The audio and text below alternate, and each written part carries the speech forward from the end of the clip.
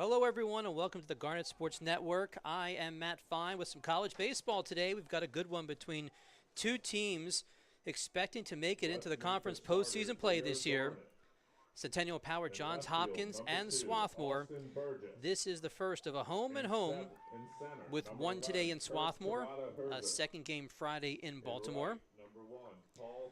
Swarthmore comes into this one 9-13, so overall the Garnet has struggled this season, but they have to be feeling pretty good about themselves after a two-game weekend sweep of Washington College to open up conference play. Hopkins has a very unlike Johns Hopkins kind of record, 11-10, 1-1 in Centennial after a weekend split with your Sinus.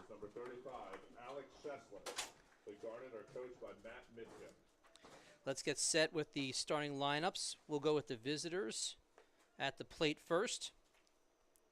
Hopkins will lead off with the left fielder Matt Cooper, followed by Trip Myers in right field. A.J. King, the catcher, will bat third. Sean Stoyer, the third baseman, will bat in the cleanup spot. Sam Frank, the DH. Jared DeFeria, a first baseman, will bat number 6. Dylan Whitney, the shortstop, in the 7th spot. Jack Walters, the second baseman, will bat 8th. And James Ingram, the center fielder, will round out the 9 for Coach Bob Babb's team. On the mound for the Garnet, Alex Schessler, the junior, number 35, 5.85 ERA. He is 2-1 on the year. This will be his 9th appearance, his 6th start. 20 innings pitched so far this year. He's given up 18 hits, 13 runs, all earned. And his strikeout-to-walk ratio is an area where he is always looking to improve. 12 strikeouts compared to 16 walks so far this year.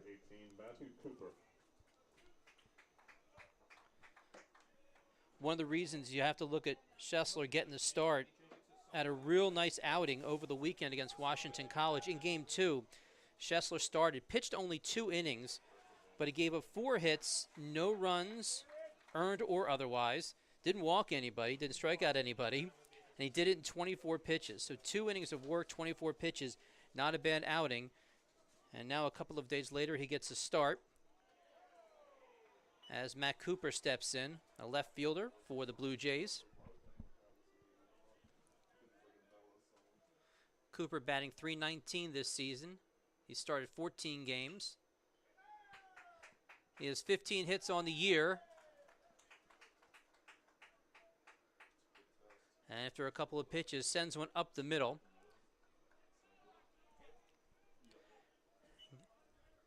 And now you can give Cooper 16 hits on the year, as that's ruled an infield hit. So leadoff single to start the day for the Blue Jays. This brings up Trip Myers.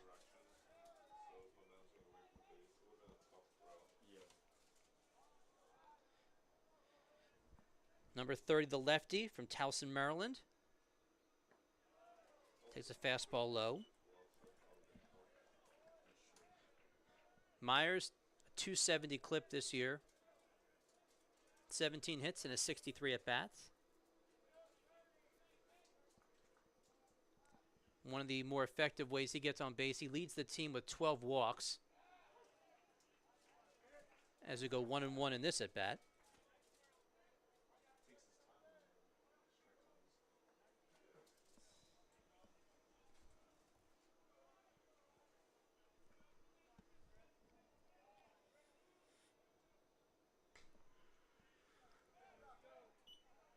The 1-1 foul to the left side.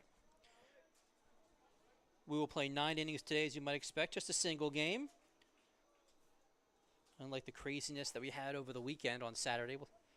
I'll take you through that a little bit. Interesting weekend for Swarthmore against Washington College. But when the day was over, the Garnet had 2 wins to speak of.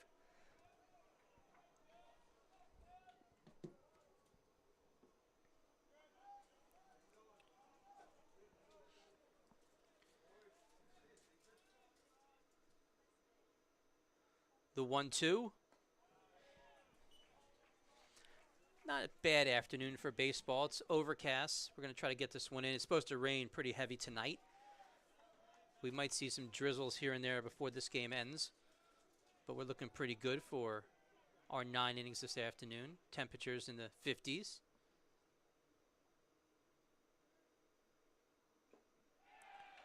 And there's strikeout number 1 and out number 1 here in the top of the first as Myers goes down. A nice pitch in the low half of the zone. Number 10, A.J. King. This brings up the 3-hitter, a senior, A.J. King. King will catch today. Bats from the right side. Number 10 from Cincinnati, Ohio, 6'1", 190. First pitch swinging. Taylor made 4, 6, 3. As Silvestri holds on to first base. And the Garnet get out of the top of the first. No runs, 1 hit, nobody left. We head to the bottom of the first. Swarthmore coming to bat.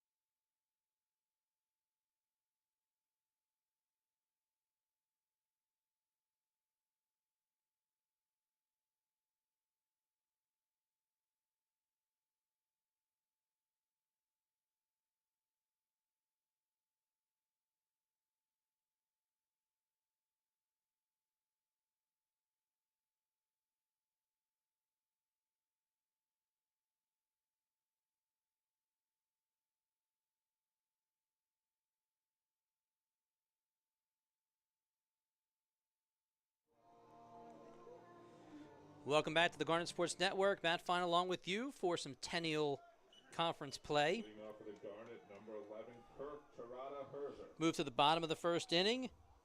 And here is the lineup for Coach Midkiff's team. Offensively, Kirk Terada-Herzer, the center fielder, will lead off, followed by all-everything Luke Mutts at third base. In the 2-hole, Austin Burgess, playing left field, will bat third. Mike Seppi, DHing, bats fourth. Matt Silvestri, followed by Nate Jabara, the second baseman. Paul Cook in the 7-hole. Andrew Olson, and rounding out the 9, Max Rothwarg, the shortstop. On the mound for Hopkins, Matt Savadov, number 23. He's a freshman from New York City. The righty stands 6 feet tall, 185. 2-0 on the year with a 1.82 ERA.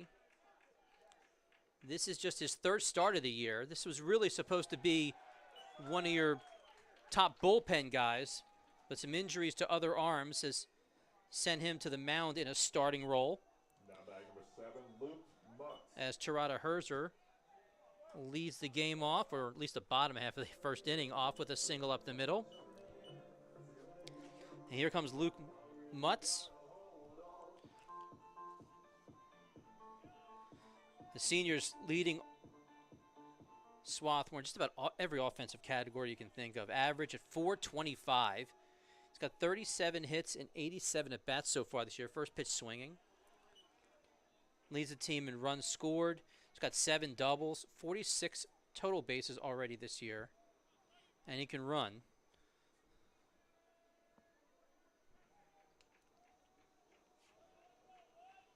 Over the weekend in 2 games against Washington College, Mutts picked up 5 hits. As this one's back deep in the center field, back and just picked off by the center fielder, Ingram. All the way back to first. goes Tirada Herzer. That ball was hit a ton. Now batting number 2, Austin Burgess. Defensively for Johns Hopkins, in the infield left to right, Stoyer is at third base. Dylan Whitney in the shortstop position. Walters at second base, and DeFaria at first. In the outfield, Matt Cooper in left, James Ingram in center. Trip Myers, the sophomore, is in right field. And catching for Savadov is A.J. King.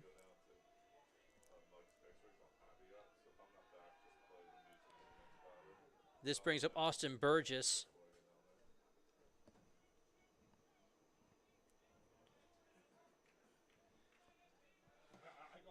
Burgess looking to get hot again. 1 hit in the 2 games over the weekend. Officially 1 for 8. Did walk 3 times in game 1, so he was pretty productive in game 1 without that hit. Scored 2 runs in Swarthmore's 11-8 victory over Washington College. Down the second, a team that really likes to run, and that is out number 2, King, with a bullet. So caught stealing,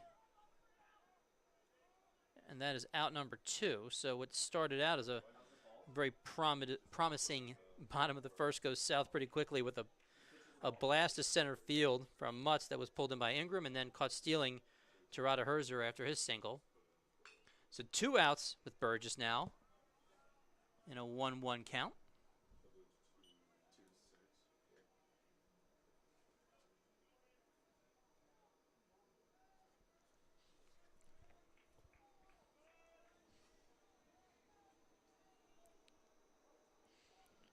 Swarthmore team that loves to run. 76 stolen bases already this year.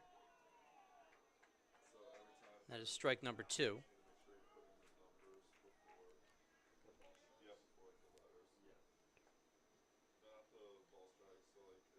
That's the second time this season Tirada Herzer has been taken out in a stolen base opportunity. Now 5 for 7 on the year.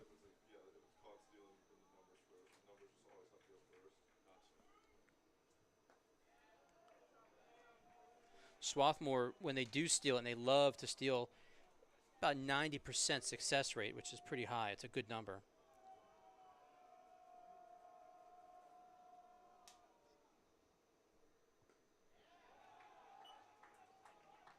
To give you an idea of how often they steal, 8 stolen bases over the weekend in 2 games versus Washington College.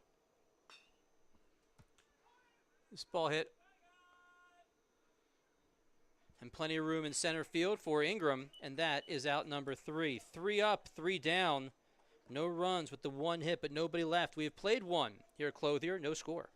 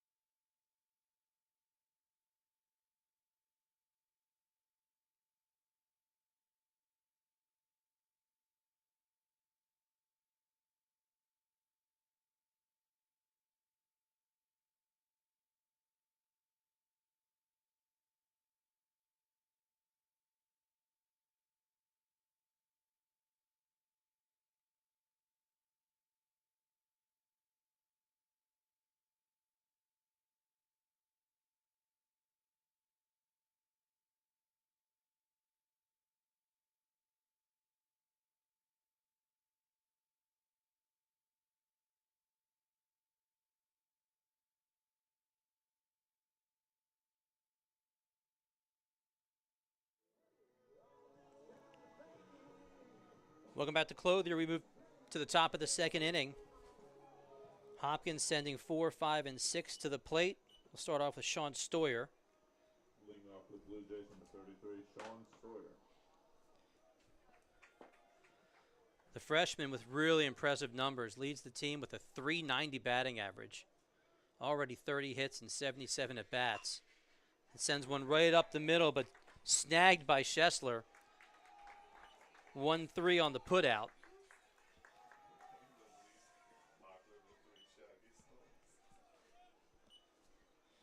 And in steps in Sam Frank, designated hitter today.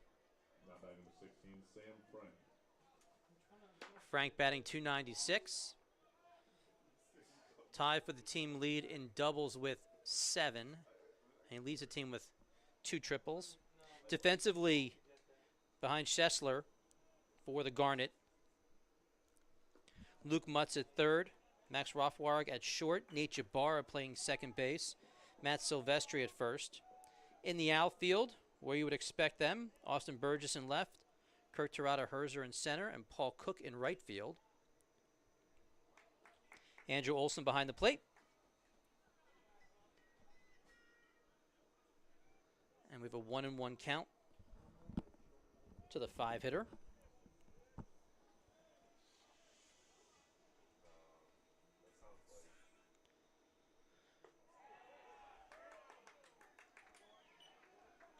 Schessler on Saturday in Game 2 against Washington College, one of only 2 pitchers to pitch 2 innings or more. That ball is right at the second baseman for out number 2 as Jabara gets the job done. Jones, Shaw, and Schessler, the only 2 pitchers to pitch 2+. After that, 10 pitchers total in game number 2. Talk about just piecing it all together. Number 25, Jared DeForia. There was 4 different pitchers that only pitched a third of an inning, but they got the job done. They had to go extras for the 7-6 win over Washington College.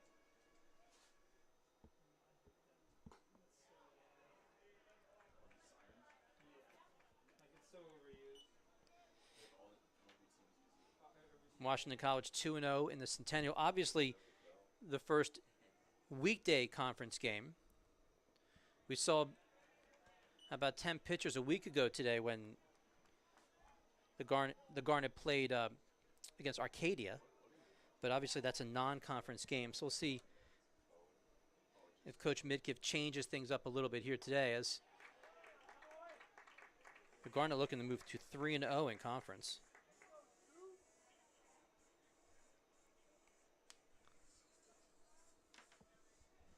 After the high heat, 2 balls and 1 strike. This one lined down the left field line, fair by about a foot. Into the corner it goes.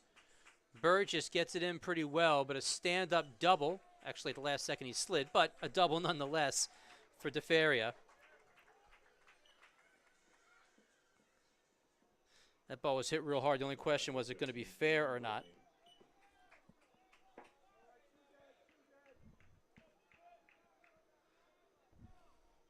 For DeFaria, his 5th double this season.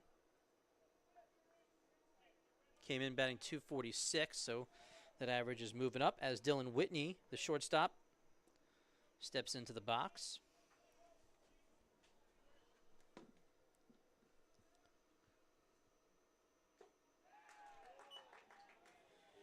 Whitney 5'11", 170, the freshman from Oak Park, Illinois. Batting .264 this season.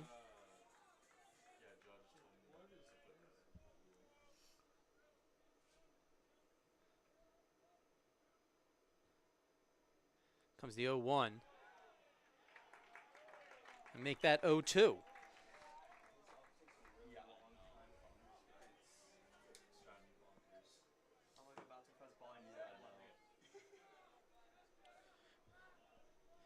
got Rothwarg paying a lot of attention to DeFaria at second base. He only has 1 stolen base on the year, does Jared. These 2 teams, a contradiction in term, as one team loves to run, and the other team is all about the power. Has some interesting stats for you. We'll go over that as we move through this game.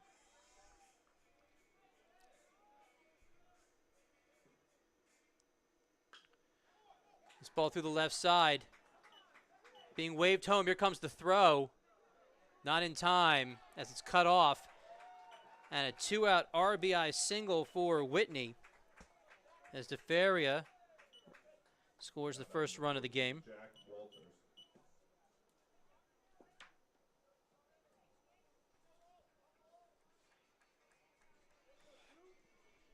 So a couple of hits, a double, and then a single, all with 2 outs. Plates the first run, 1-0 in favor of Hopkins. And here's Jack Walters.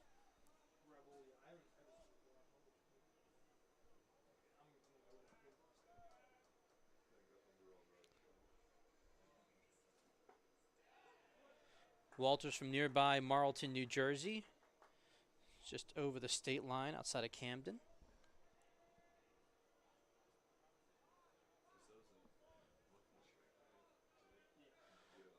Walters batting .304 this season.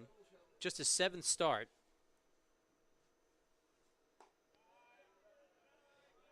Fastball just misses.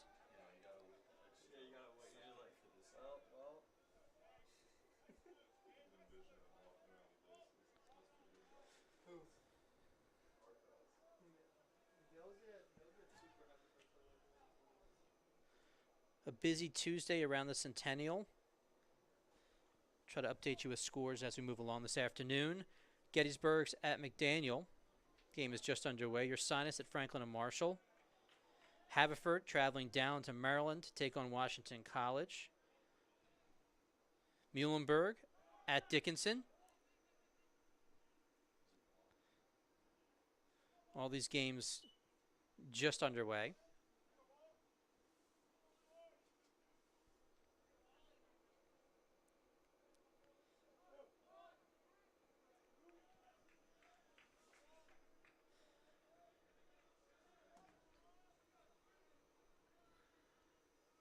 The 2-1. That evens up the count. 2 balls and 2 strikes. If Walters gets on, we'll see James Ingram.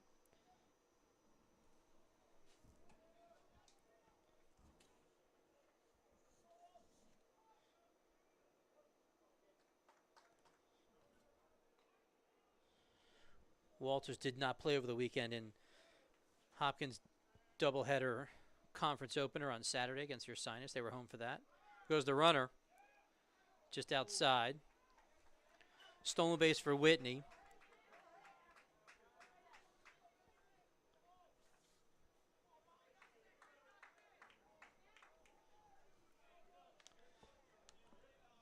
Three balls and 2 strikes.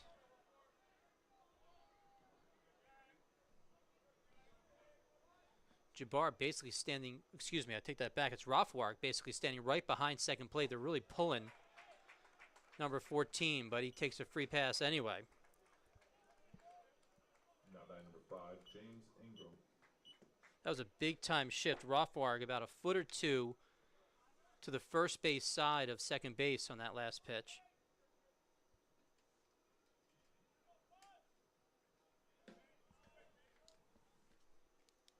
So after 2 quick outs, 3 straight base runners, a double, a single, and a walk, first and second for James Ingram. And Ingram takes one on the edge of the helmet. There's a lot of different ways to find your way on base. I wouldn't be surprised if Now batting number 18, Matthew Cooper. we see a coach come out soon and just kind of calm down Schessler a little bit, but right now it looks like he's on his own. Whitney stands at third, Walters now at second, and Ingram at first. We go back to the top of the order. Matt Cooper, who led off the game with an infield single, but he was doubled up later in the top of that first inning.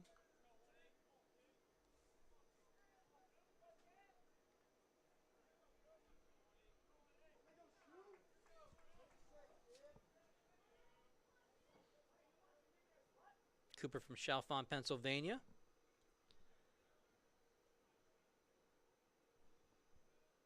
Big guy, 6'2", 205. Takes a strike there. I think he says it, but then doesn't. Oh, okay. So that's why his motion is slow.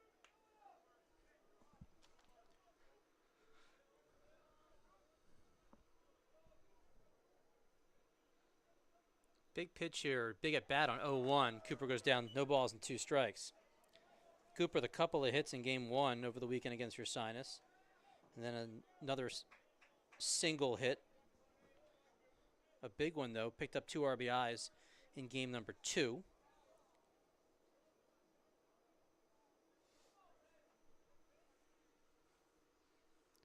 The 0-2. Good location on the fastball. But the count goes 1 ball and 2 strikes.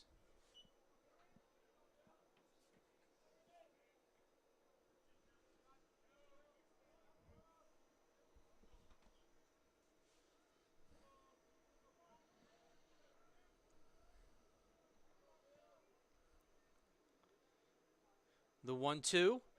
Fastball outside again. And 2s are wild. 2 balls, 2 strikes, 2 away, but the bases are juiced. Important pitch here. This count goes full. The base is loaded with 2 outs, which means everybody will be running on the pitch. None of the runners being held on, excuse me. That one fouled back.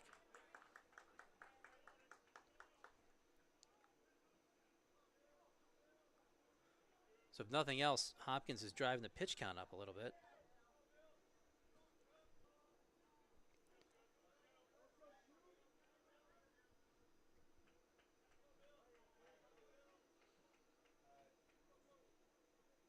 Everybody taking their secondary. Here comes the 2-2. Just missing outside.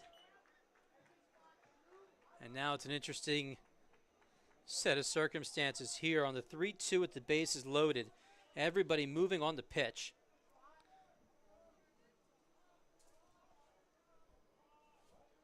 Good battle here early in the game. The 3-2. This one hit deep to left field. Back and gone. A grand slam here in the top of the 2nd inning, as it almost hit a van beyond the left field fence. Whitney comes in, Walters comes in, Ingram comes in on the 4-bagger by Cooper. Now batting number 30, Myers. And an inning that started out innocently enough with 2 quick outs, both ground balls in the infield, has now turned into a painful inning. 5 runs are across here in the top of the 2nd. And that will do it for Schessler. We'll take a break and reset with a new pitcher here in the top of the 2nd. Hopkins up big early, 5-0.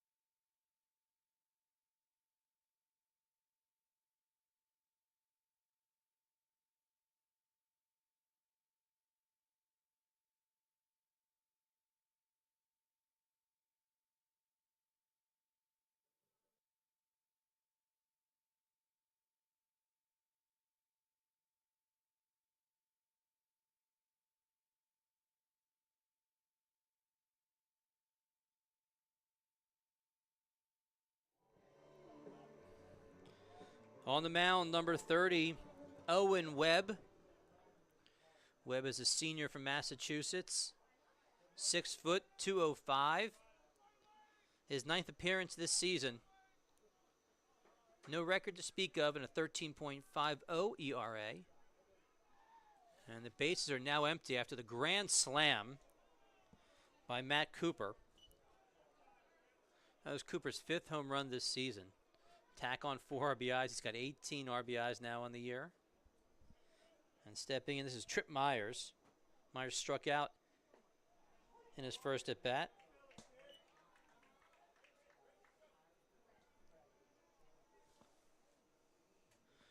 So again, 2 outs. Stoyer and Frank both grounded out to start the second. You're thinking, we're going to get through the second inning pretty quickly, and then the floodgates opened up. Next 5 guys got on. All 5 have scored as this ball is hit fairly deep to left field, but room for Burgess, and that is out number 3. But lots of damage done. A big crooked number here in the top of the second as 5 runs come across for the Blue Jays. We're coming right back 5-0 in favor of Johns Hopkins.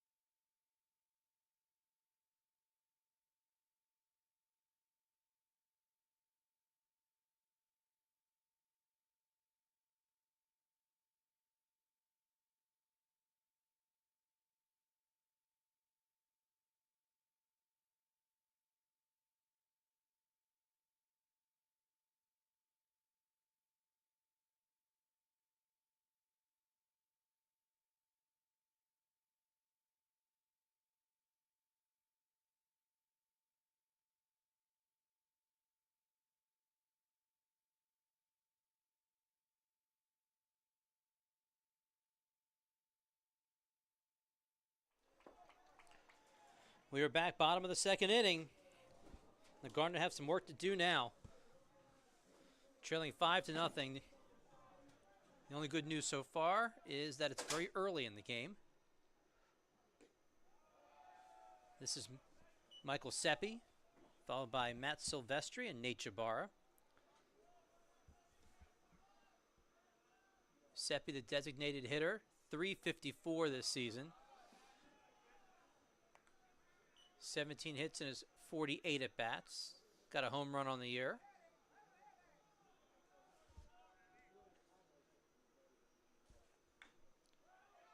Beats one into the ground.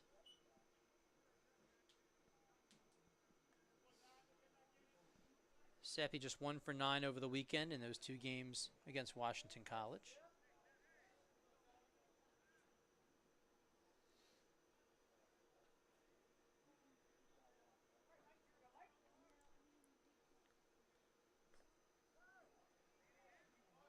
And he heads down to first base after picking up a piece of that ball. So leadoff base runner here in the second inning. The second batter hit by pitch today.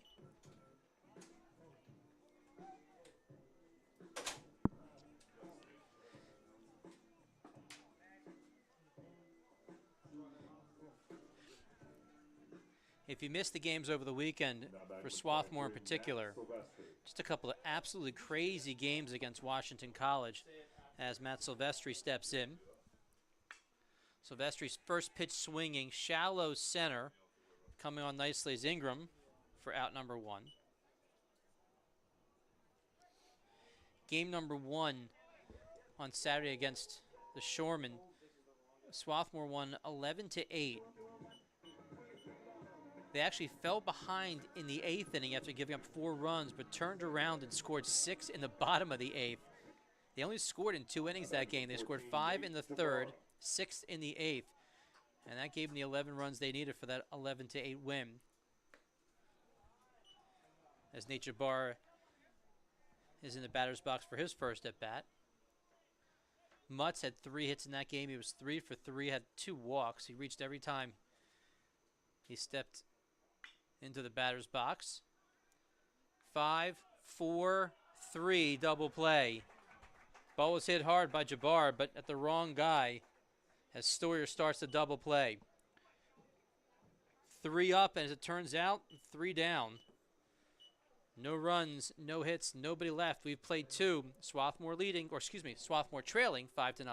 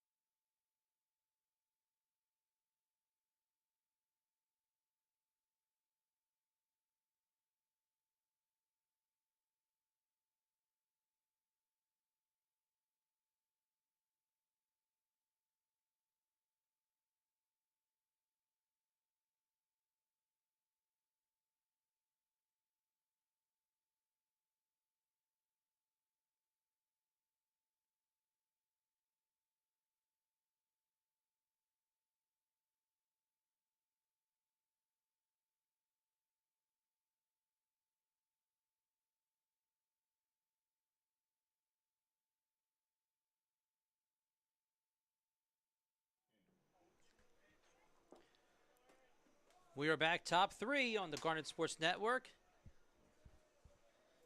We'll see 3, 4, and 5 with a new pitcher on the mound, as A.J. King will face off against Kyle Jones-Shaw.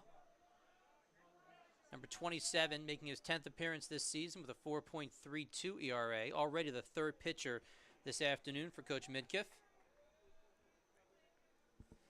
Jones-Shaw pitched 2 2/3 in game number 2 on Saturday in Swarthmore's 11-inning win over Washington College.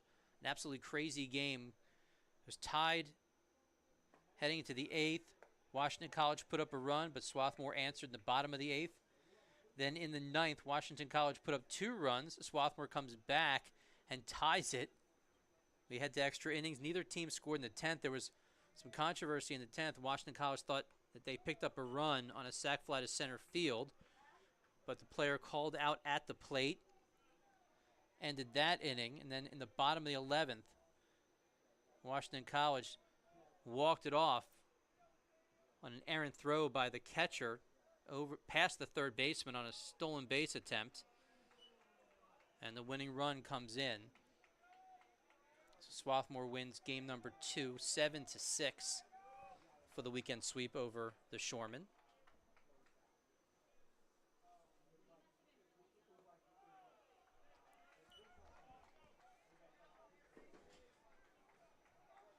And for the second time today, the leadoff base runner is aboard for the Blue Jays.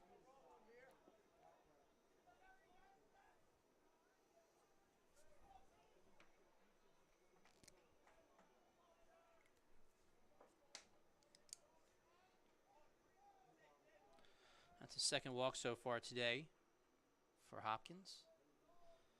In steps Stoyer. Sean Stoyer grounded out to the pitcher in his first at-bat. Stoyer had quite the day in game number 1 against Ursinus on Saturday in their conference opener. 4 for 5, 3 runs scored, 2 RBIs. Bring his average up towards 400. Came into today batting .390. He also had a hit game number 2, so 5 hits between 2 games on Saturday.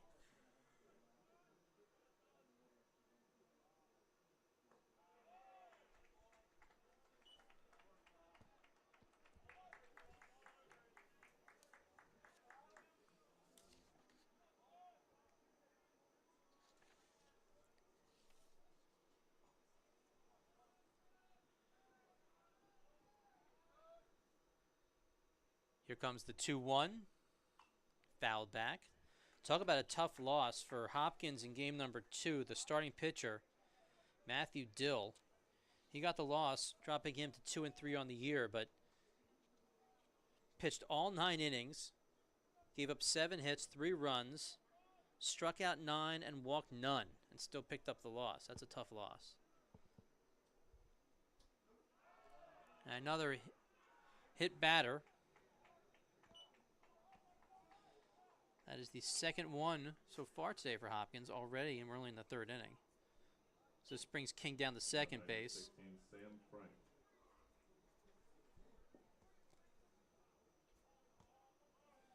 In the last inning, Ingram got hit a little bit higher towards the helmet. He ended up scoring. DeFaria, Whitney, Walters, Ingram, and Cooper all scored in that second inning.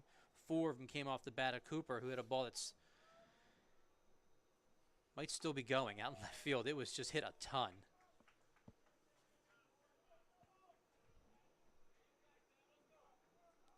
Here's Sam Frank, the designated hitter, grounded out to the second baseman in his first at bat.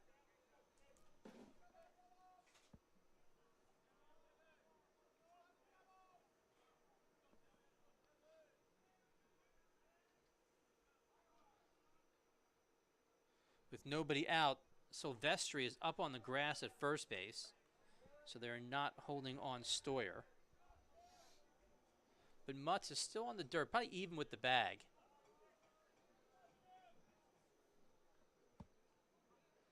Infield playing for a double play, and now they're moving, of course, Silvestri back on the 1-1 count. He's now closer to the outfield grass than he was to the infield grass. And interestingly enough, you just saw for half a second there, Sam Frank almost square up to bunt. So now, here's the chess match. Now Silvestri is moving back up to where he was a couple of pitches ago, or 1 pitch ago. He's standing on the grass again at first base. He's taking signs from the bench. So both corners now on the edge of the grass. And we'll see if Frank squares up again on the 1-1. He does not. Takes a pitch low.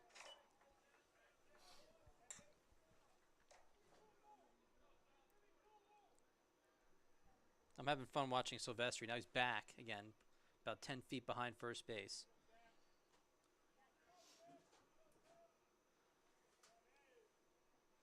With Frank ahead of the count, I guess they think he's not going to square. And he does not. Swinging. And that strike on the foul ball will take all the guessing out of the play as the count goes now 2-2, so no more thinking about bunting.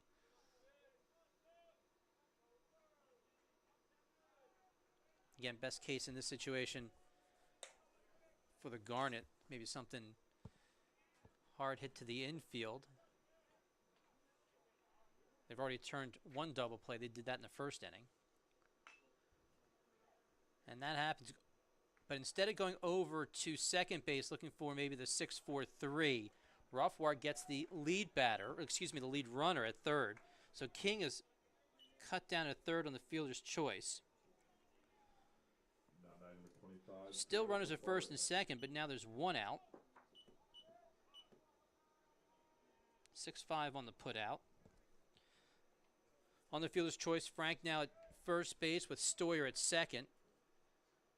DeFaria steps in, hit one of the harder balls so far today, a double down the left field line. A ball that was fair by just a couple of feet maybe.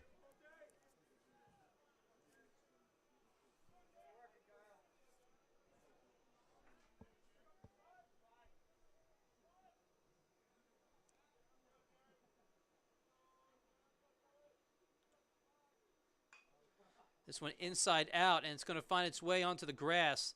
Really nice play by the second baseman. That's the nicest defensive play we've seen today. Nate Jabara getting DeFeria at first base. The runners do move up, but that's a nice trade for the Garnet. 4-3 on the putout. That's a heck of a play. Ranging to his left. Slides onto the grass. Has to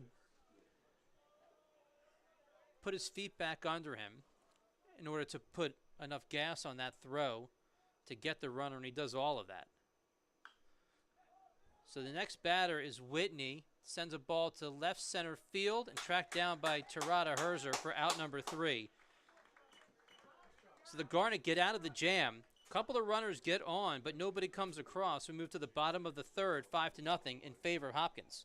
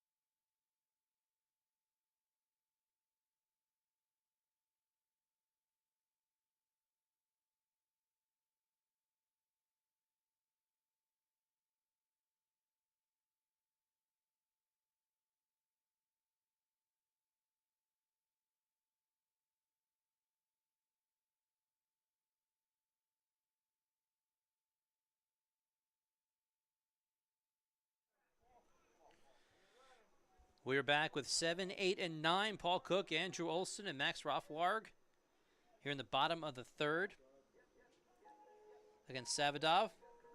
Freshman pitching to the minimum so far today. Of course, only through 2 innings of offense for Swarthmore. Leading off the Garnet, number 1, Paul Cook.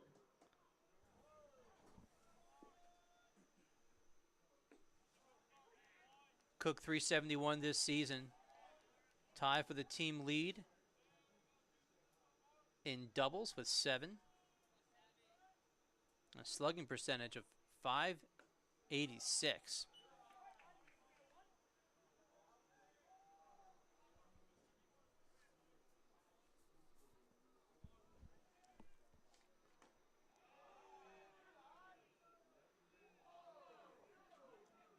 They go down to the first baseman, and the coach says he went through.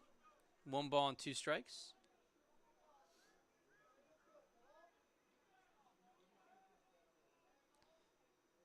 The 1-2 popped up. Shallow right on the edge of the grass. Walters for out number 1. Very early in the afternoon, but some scores around the Centennial McDaniel, 1-0 over Gettysburg. Your Sinus and Franklin and Marshall, no score. Washington College is at home, and it's home opener for the conference over Haverford right now in the second inning, 2-0. Muhlenberg falling to Dickinson right now, also in the first, 2-0. As Andrew Olson takes strike number 1.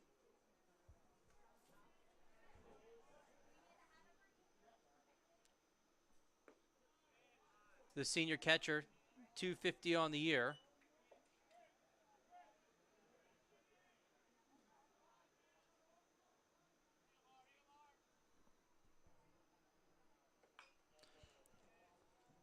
Hits that ball well, but foul.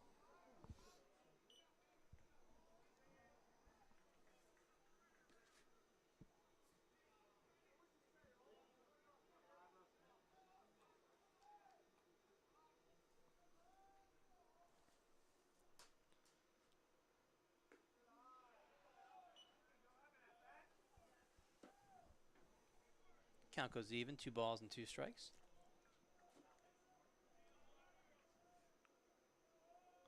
Olson had his first home run of the year in game number 2 against Washington College on Saturday.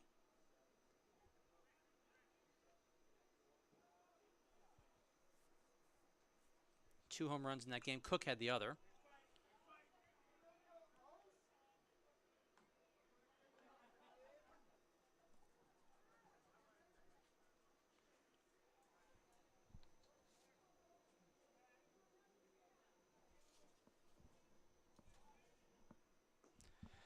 Two. They say he went around. And that is out number 2 and strikeout number 1 this afternoon for Savadov.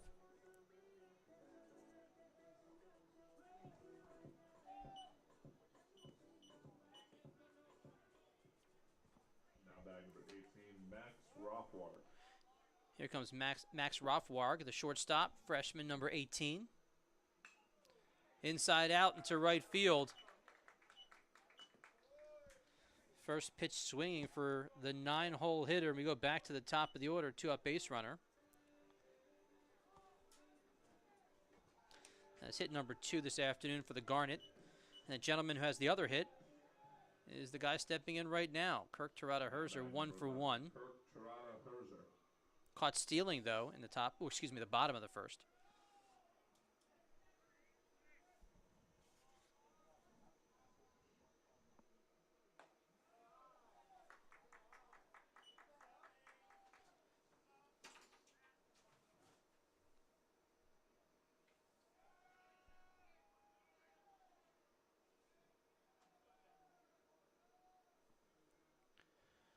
The 1-0.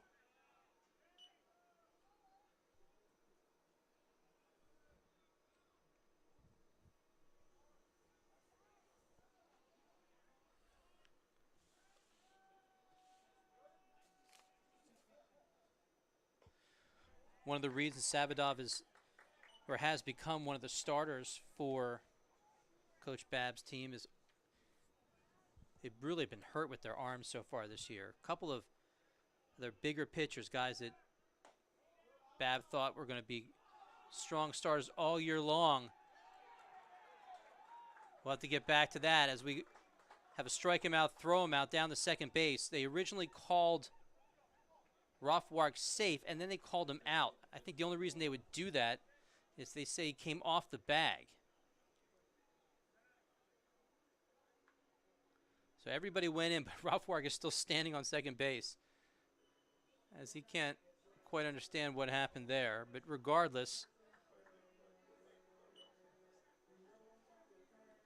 that is out number 3. And we have played 3. 5-0 in favor of Johns Hopkins. We're coming right back.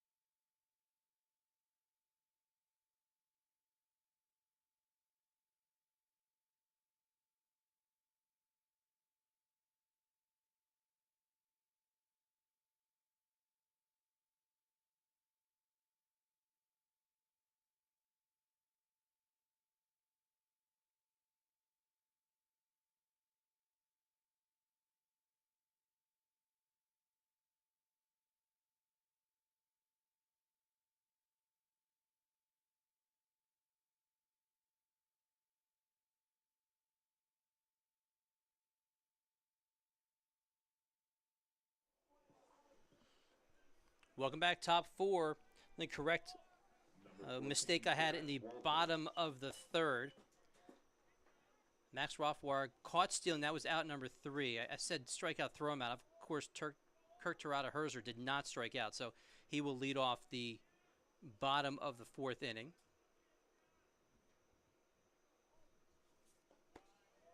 But here now in the top of the 4th, we'll go 8-1-2. Walters will lead things off.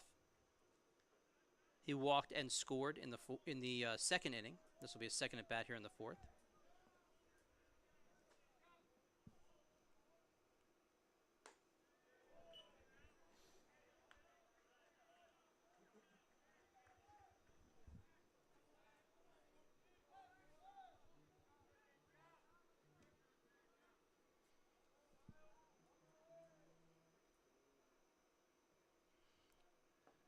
2 balls and no strikes, and that is strike number 1 on the big swing and a miss. After Walters and Ingram, we'll go back to the top of the order for third time around.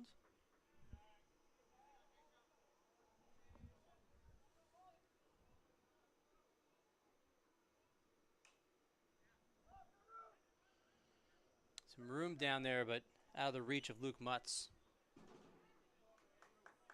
That moves the count to 2 balls and 2 strikes to Walters.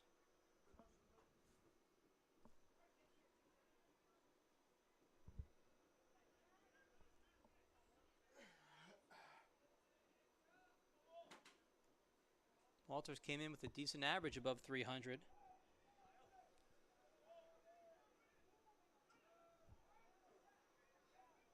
Scored one of those 5 runs in the second after the walk.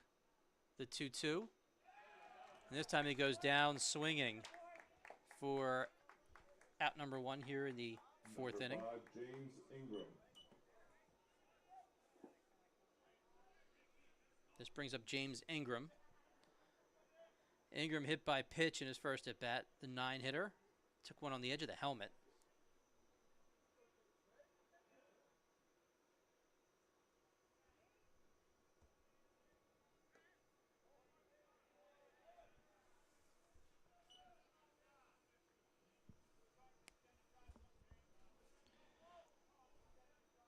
Coach Bob Babb at third base today, the head coach. Justin Wright's the first base coach.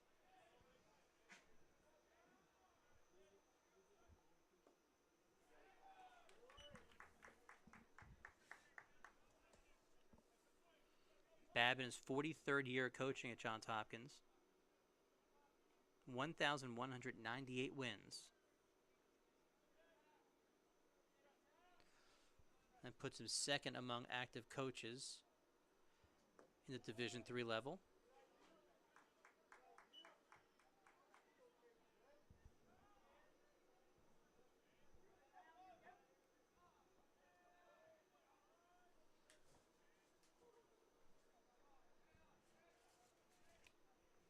Comes the 2-1, fouled back.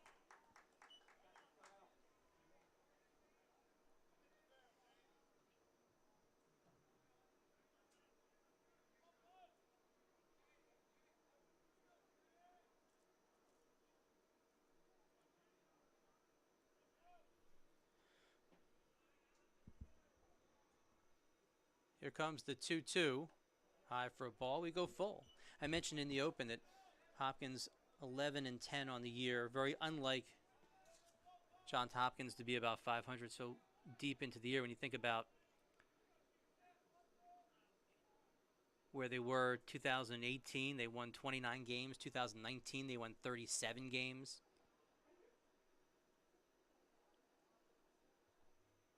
Oh, it takes another one on the hands this time. And that one hurts much more. You got hit on the helmet the first time. You'd think that one would be worse, but you got the helmet on for a reason. This one off the hands and the wrist area.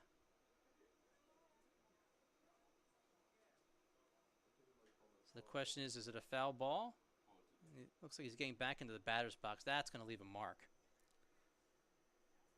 Looks at his backhand.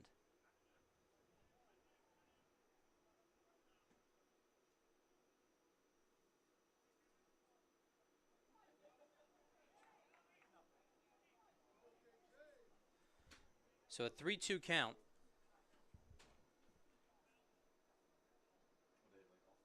Officially a foul ball. Last season, of course, Swarthmore didn't play last season because of COVID. Johns Hopkins did play. Only conference games before heading into the playoffs. They were 15-6 overall. Interestingly enough, they won the conference and made it to the regionals. And eventually made it to the College World Series where they lost both their games. And that's ball 4. So Ingram has reached twice today. Got hit by a pitch in his first at bat. Actually got hit by a pitch in his second at bat, but because of where it was located, it was considered a foul ball. And this time he takes a walk. This brings us back to the top of the order. Number 18, Matt Cooper. with the biggest blast so far today, a grand slam to left field. That opened up the game in the second inning. But for Hopkins last year, everybody in the Centennial last year played each other twice, and that was it. That was the year. No non-conference games. Hopkins started the year 1-3, and then went undefeated the rest of the way in the Centennial before moving into the regionals, won its region, and then played in the College World Series. Division III plays in Cedar Rapids, and they lost to Washington University in the first round and Adrian in the second round, and that ended their season.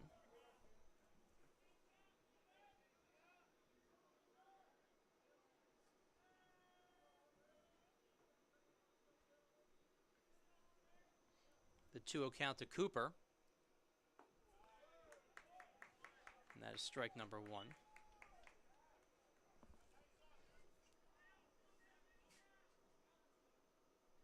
Ingram does have 3 stolen bases on the year. He's 3 for 3.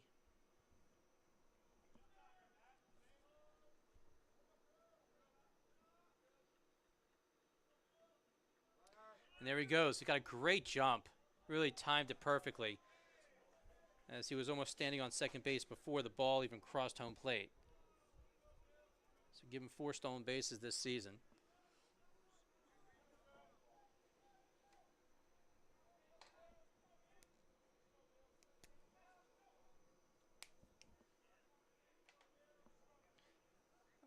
A 3-1 count to Cooper.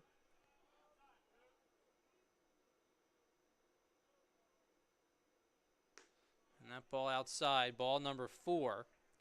Back-to-back walks for number 27, Joan Shaw. Number 30, Trip Myers.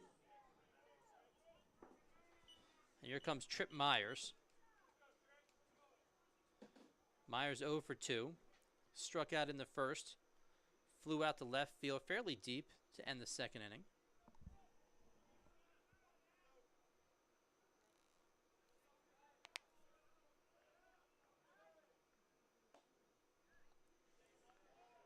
Pitch inside for a ball. 5 runs, 4 hits, no errors for Johns Hopkins. No runs, 2 hits, no errors, and a visit to the mound for Swarthmore. And we have a pitching change here. With 1 out in the 4th, we'll bring in a new pitcher. We'll take a break, and we'll come back and reset things for you. 5-0 in favor of Johns Hopkins.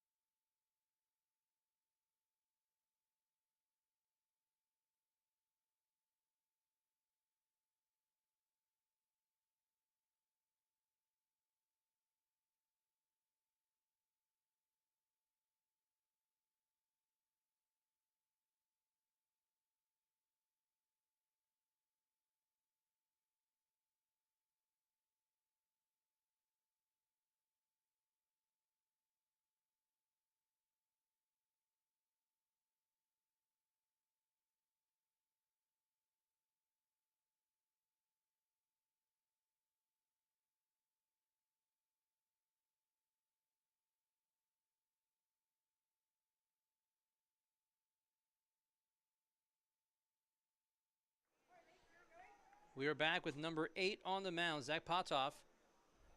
13.5 ERA, 1-0 on the year, his 5th appearance.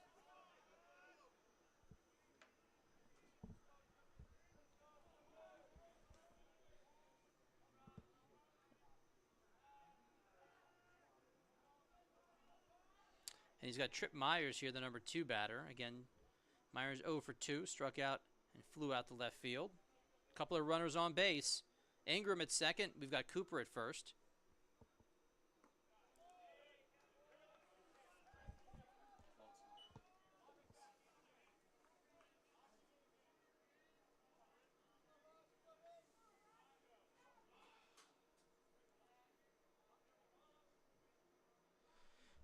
This is already pitcher number 4. We're well on our way to double-digit pitchers again today. Been seeing a lot of that lately. Saw it again game number 2 over the weekend against Washington College. Memory serves 9 pitchers last Tuesday against Arcadia.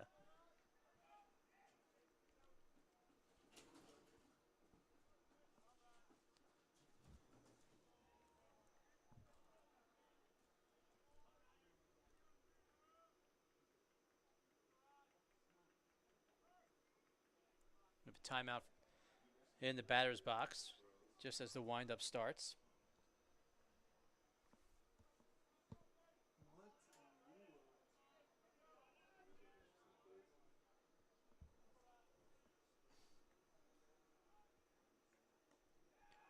Myers goes fishing. That evens up the count. 2 balls and 2 strikes. And just have a case of concentration. The pitch cuts in nicely to the left-handed batter.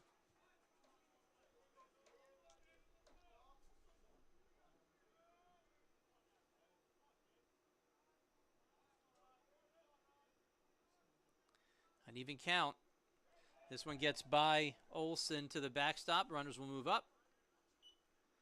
So we have a full count and 2 runners in scoring position. So some trouble here again in the top of the 4th on the wild pitch. After Myers, we will see King.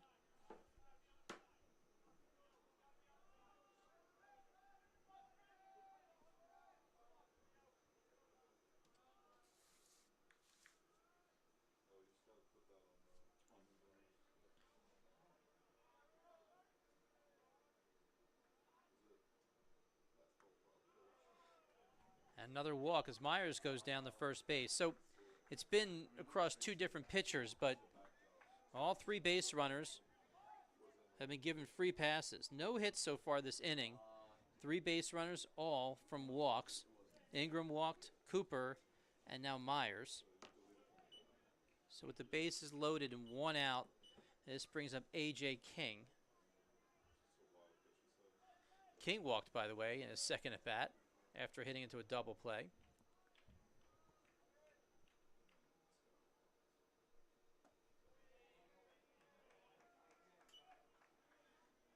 King from Cincinnati, Ohio, a senior. He's a 2021 All-Centennial first-teamer. He was also a regional tournament MVP last year.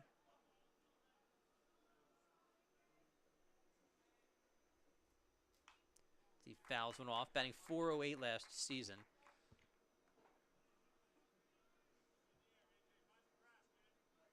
I tell you, he had 31 hits, and you think, well, 31 hits isn't that many, but he did it in 18 games. So averaging almost 2 hits a game.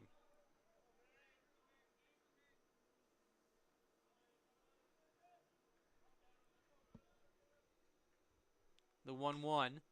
This one hit up the middle, bouncing nicely. And that is a big-time double play. Just at the right time. Rothwart to Silvestri. And somehow the Garnet pitch around 3 walks in 1 inning. We'll move to the bottom of the 4th, still 5-0, Johns Hopkins.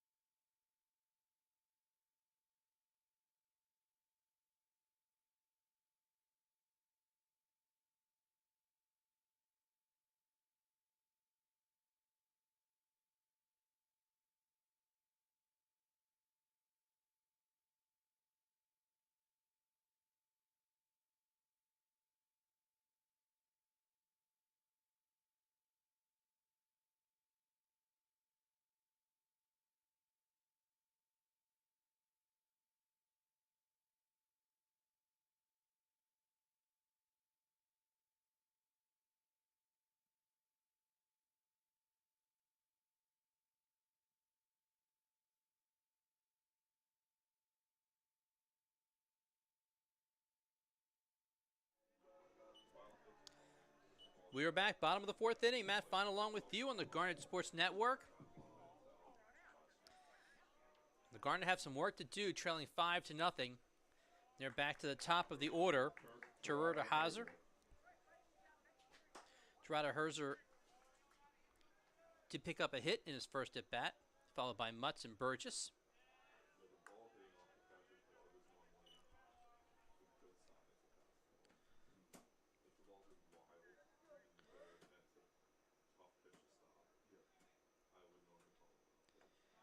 An interesting oddity in baseball. So far, Savadov has pitched to the minimum. 3 innings through, he's pitched to 9 batters. But Swarthmore's had a base runner in each of those innings. In the first, Gerardo Hauser singled, but he was caught stealing.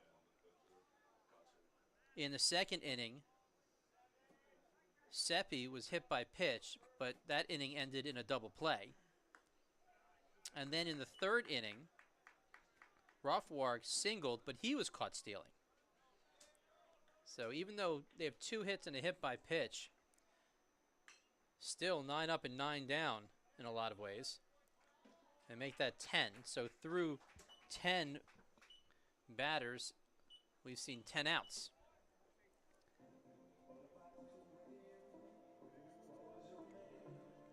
This brings up Luke Mutts, flied out to center field in his first at bat.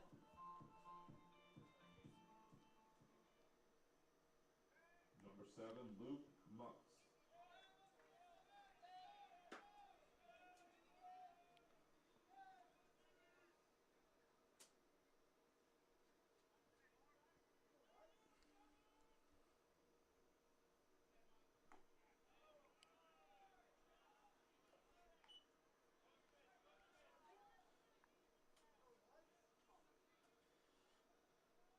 Mutts from Swarthmore, Pennsylvania. Hit the ball hard.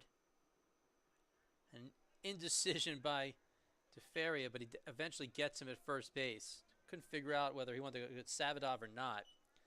And we ended up with 3 guys right at first base, but the unassisted put out. 2 quick outs.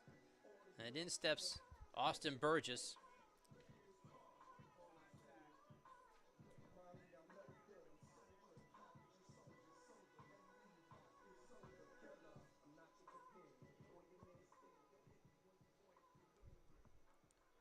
A discussion between the 2 umpires down the first base side.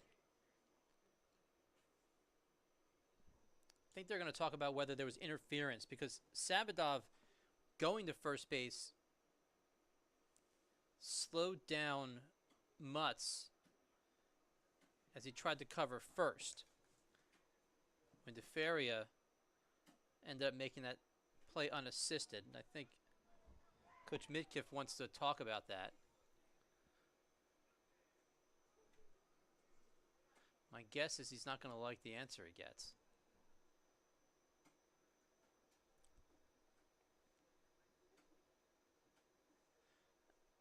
If it stands, that'll be out number 2.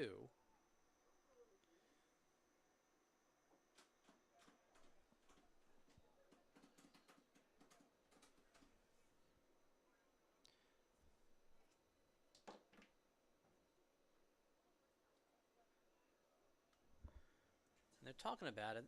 It's not going to change, of course, but with 2 outs, this will still bring up Burgess, who flew out to center field in his first at bat. Number 2, Austin Burgess. Burgess came in batting .292 this season. Leads the team with 3 home runs. Just 12 home runs on the year for Swarthmore. It's a team that likes to run, not a ton of power. First pitch, and that is out number 3. 3 up, 3 down. We have played 4 here. Clothier still 5-0 in favor of Johns Hopkins.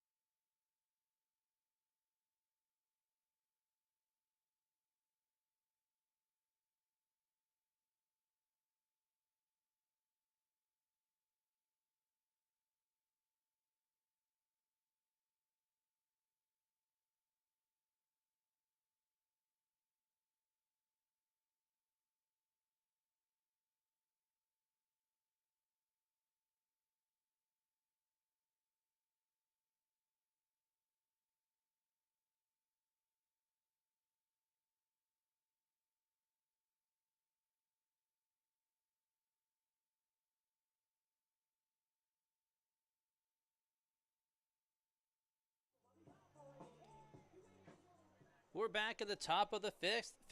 Zach Potoff is still on the mound for the Garnet. Facing 4, 5, and 6, Stoyer, Frank, DeFaria.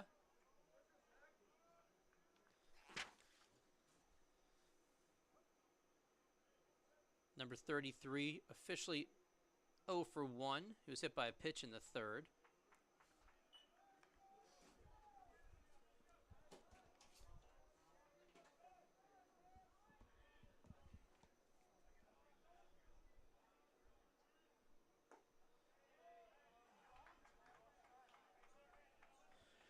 Of course, we're just 2 games into the conference play, but 3 teams came into today undefeated. Swarthmore, one of them, along with Gettysburg and Franklin and Marshall.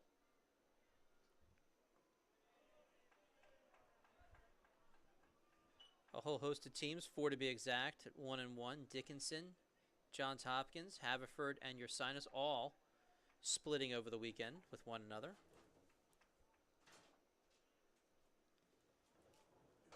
The 3-0 over for a called strike.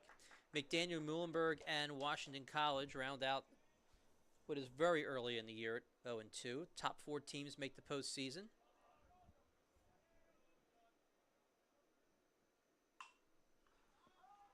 This one popped up, long run for Cook, and he can't get there. Basically had to run the better part of 50 yards just to get within an arm's reach of that ball. As he was playing Story to pull a little bit. See what Olson did? Nice game. He propped the bat up for the bed. Wrestled that one. He came back. He's like, alright. So a 3-2 count.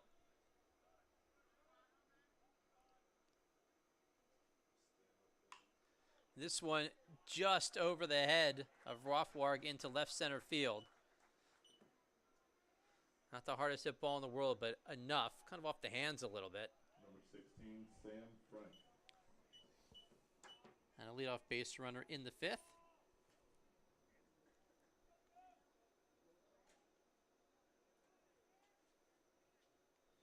Here is Sam Frank, 0 for 2.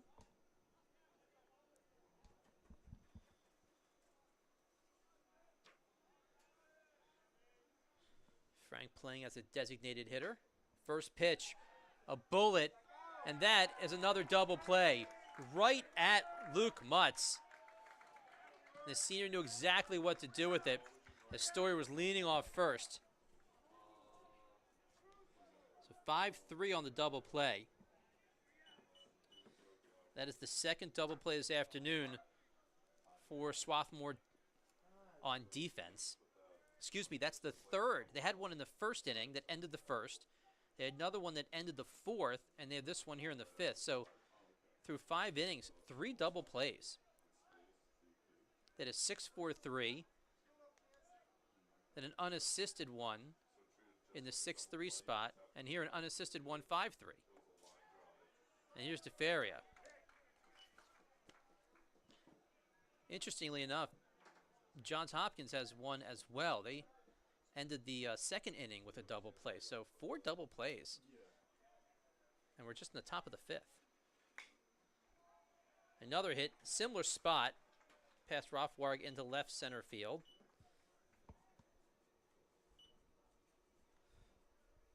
So a couple of hard hit balls, 3 to be exact. He had the 2 singles, even though that first single was not hit terribly hard. It did make it into left center field, and then the bullet down to Luke Mutts. But even with these 2 hits, Swarthmore just 1 out away from getting out of this 5th inning with Dylan Whitney up, the freshman. Singled and scored in the 2nd inning.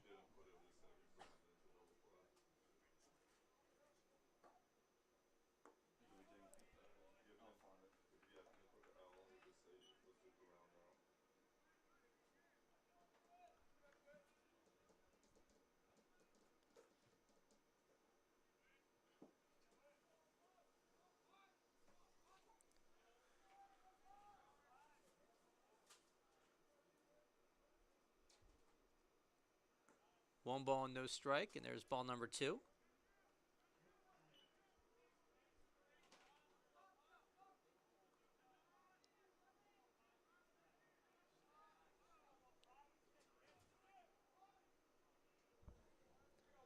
Serrata Herzer moving a bunch of steps to his right. Now looking for number 15 to pull this ball.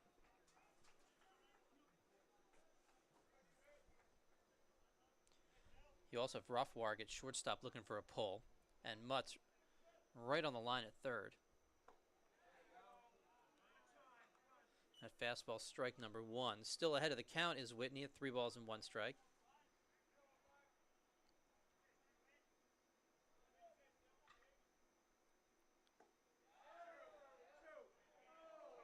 And that one misses.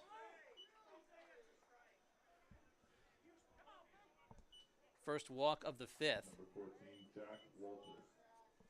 This moves to Ferry at second base. And Jack Walters steps in with a runner in scoring position. A couple of runners on in total. Speaking of walks, Walters walked in the 2nd, struck out in the 4th.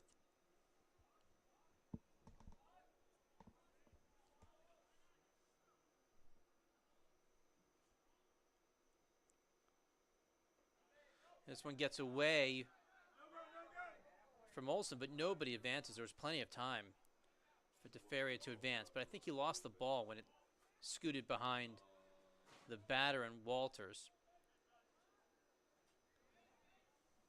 I know Coach Babb wanted him to take third. He could have taken it pretty easily. You're taught once you start going back to second, don't chance it. And that was DeFerrier's first step, was back to second. So he stays put.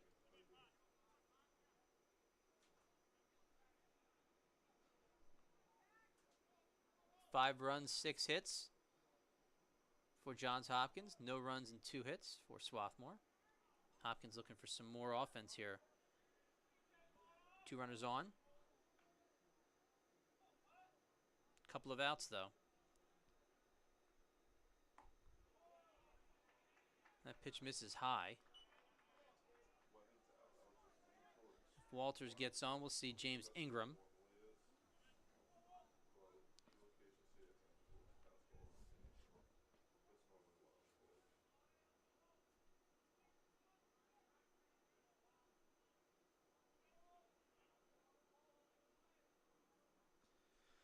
The 2-1 inside. And once again, a Blue Jays batter ahead of the count. Couple of singles this inning. We've had a walk. There were 3 walks in the 4th inning as well, so the walk total is already real high. 3-1, and that one misses high. So bases are loaded. It would be a much tougher inning if it wasn't for that double play from Mutts. So as it turns out, still the bases loaded, but there are 2 outs for James Ingram. And we have another pitching change. So we'll keep the pitching rotation moving here at Clothier. With the bases loaded and 2 outs in the 5th and a 5-0 lead for Johns Hopkins. We'll take a break, come back, and reset.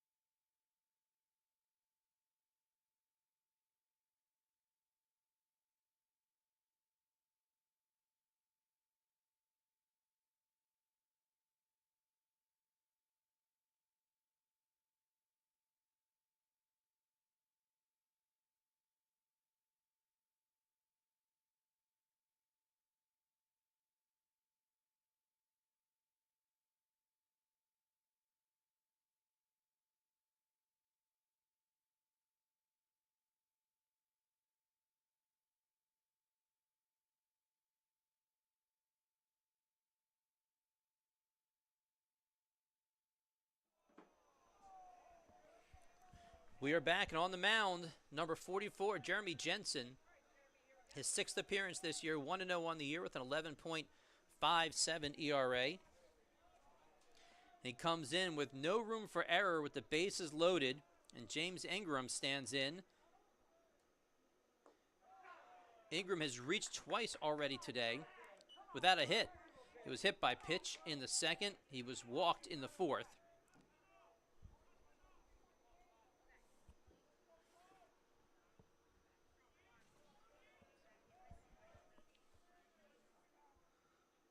The 1-0, and that makes it a 1-1. A couple of off-speed pitches to start off the at-bat.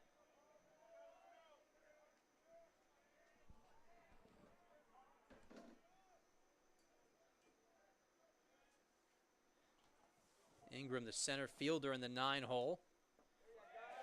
A similar pitch, 3 in a row. And this one falls out of the zone. 1 ball and 2 strikes on the swing.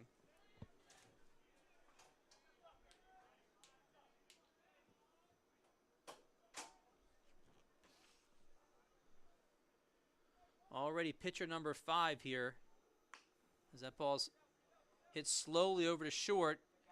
And the forced play at second base. And once again, Swarthmore getting out of a bases-loaded jam. They've done it a couple of times today.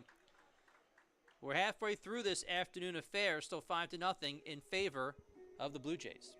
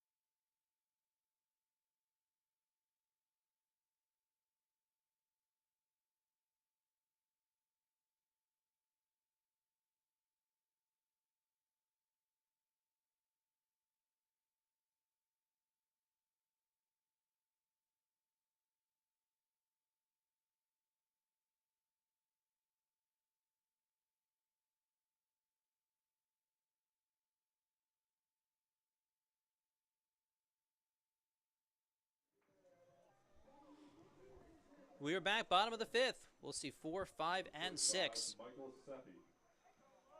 Seppi, Silvestri, Jabara. Playing the in-between innings song, muting that, and going through the walking song. Even though we have seen a couple of hits for Swarthmore today, Savadov has pitched to the minimum.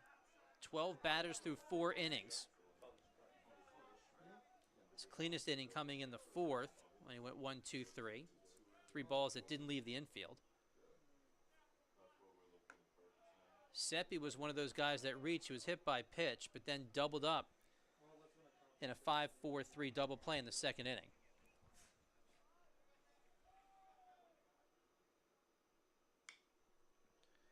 That ball's hit to left field and foul.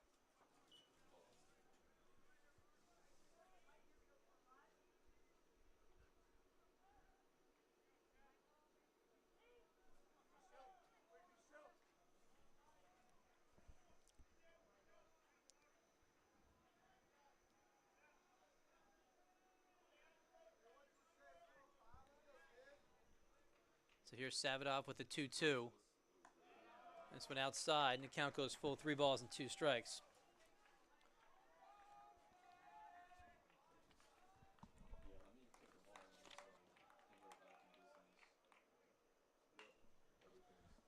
This ball hit hard, but right at the first baseman, DeFeria for out number 1 here in the 5th.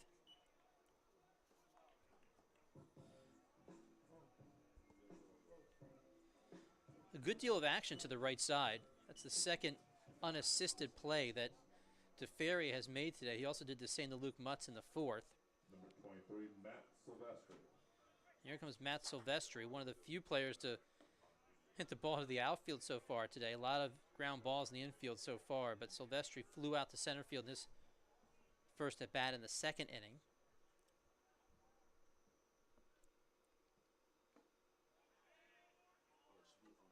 And he's behind. No balls and 2 strikes.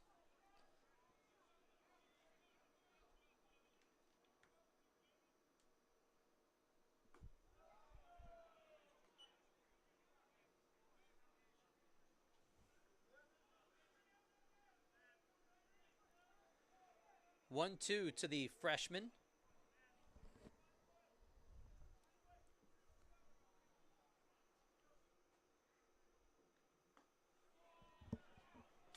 That one just misses outside, not by much. Count goes even, 2 balls and 2 strikes to number 23 from Union, New Jersey. Fouls one. Long run, but out of play. All sorts of room. I've mentioned this. All sorts of room down the first and third base sides. On the first base side, you got Coach Josh Throckmorton. On the third base side, you have Coach Brian Booth.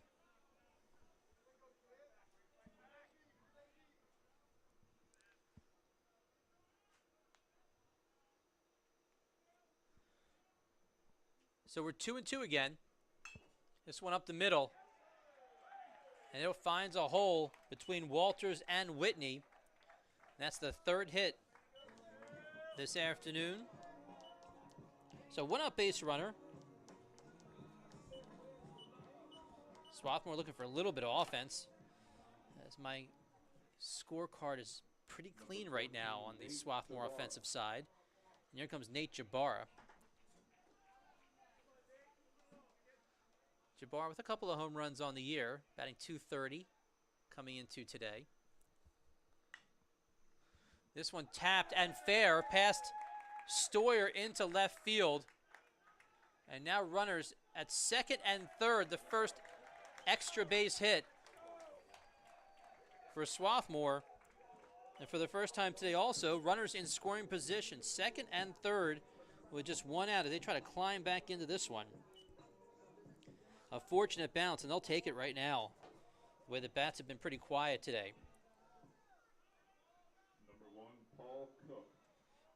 Jabara on second, Silvestri on third, back-to-back hits. And this brings up Paul Cook. Cook hit a long one on Saturday.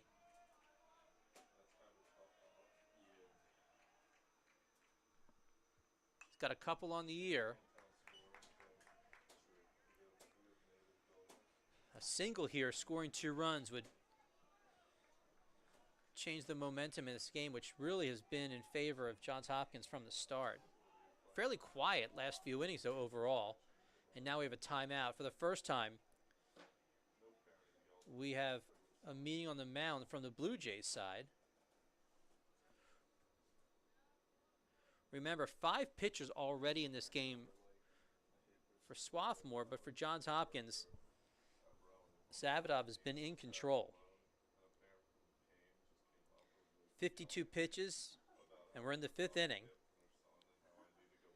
He's given up 4 hits. He has struck out 1. He has walked none. So again, first time we've seen runners in scoring position.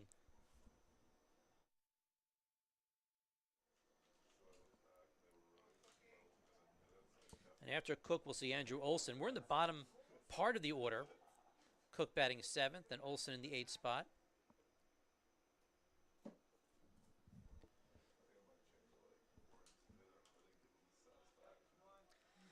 So some strategy talk. And now we're right back at it.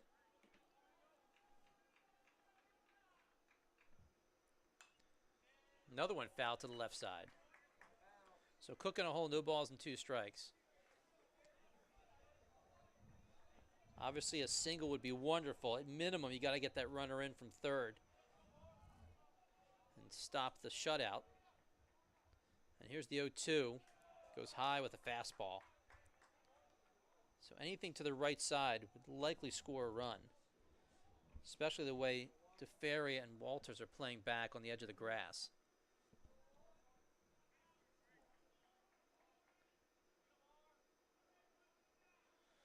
the 1-2, a swing and a miss, and that's a big strikeout. Some high heat. Cook goes up to get it, but can't get a piece of it, and that's out number 2.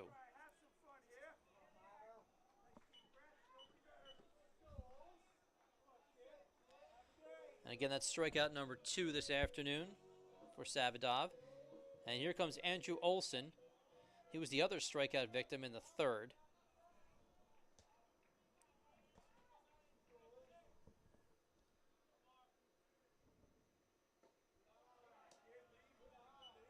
First pitch to the outside. Max Rothwarg is on deck.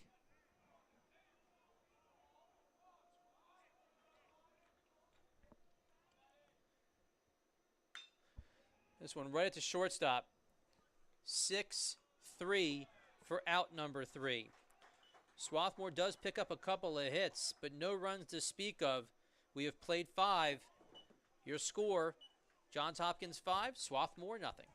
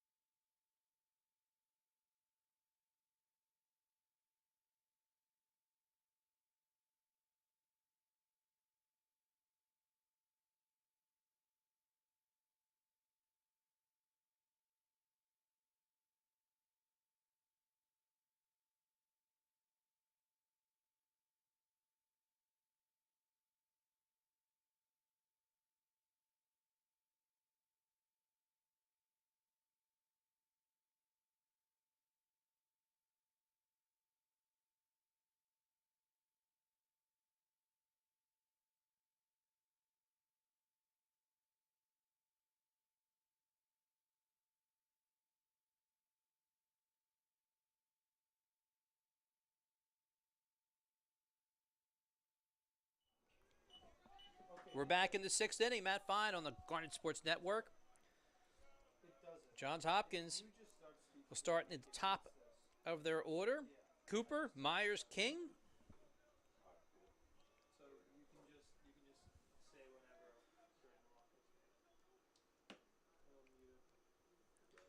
Cooper's had a real productive day. Couple of hits, singled in the 1st. Homered, a grand slam, by the way, in the 2nd inning. He has 4 of the team's 5 RBIs here in this game, and then he walked in the 4th inning. So 3 quality at-bats for the junior left fielder.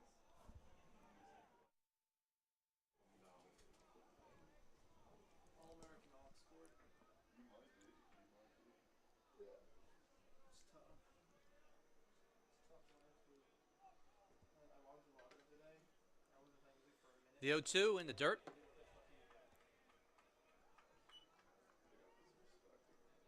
like, someone else can do it for once if you want.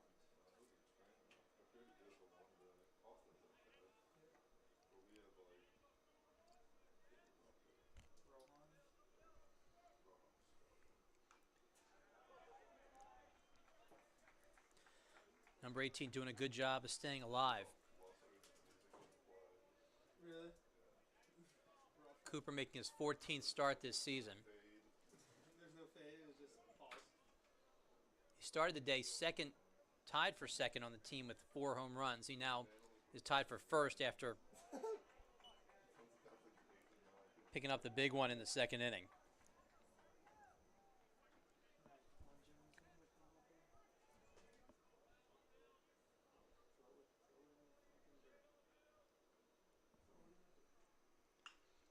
Another long ball left field. Back is Burgess.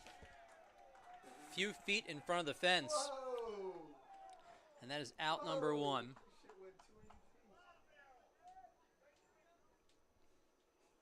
There's a lot of barrel. We have one of the shortest left foot thumbs in the country. That shit didn't go out. It's so embarrassing, dude. 319. This brings up Myers.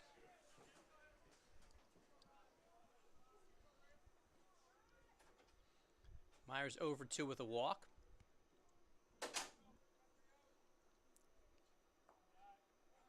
And that one's off the foot. Another hit by pitch. We've seen a bunch today.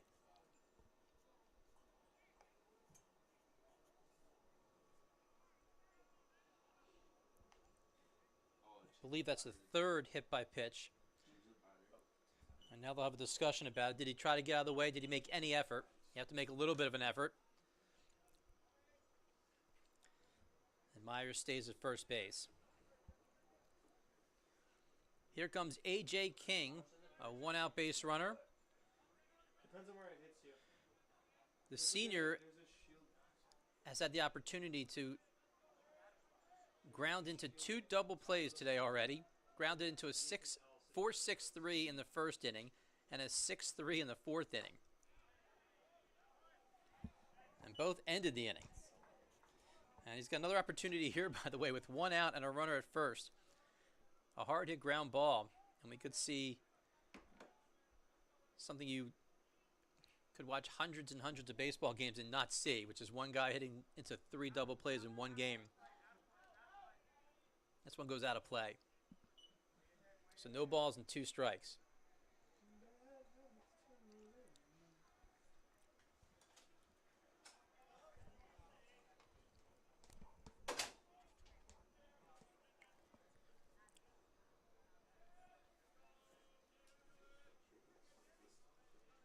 I'll give you some scores from around the Centennial in a second. I'll do it right after this pitch on the 0-2. Hard hit ball foul past Coach Babb at third base. Around the Centennial, McDaniel 6-5 over Gettysburg. That game in the 6th inning. Your Simonson, Franklin, and Marshall cruising through that game. It's in the 8th already in a 2-2 ball game.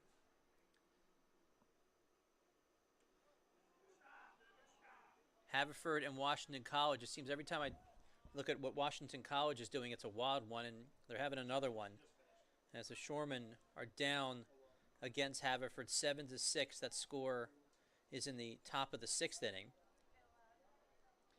And then Dickinson is 3 up on Muhlenberg, 7-4, that also in the 6th inning. There are some games tomorrow. No conference games in the Centennial, but Washington College travels to Newman tomorrow. DeSales is at your sign, is at Muhlenberg, travels to Moravian. Down to second.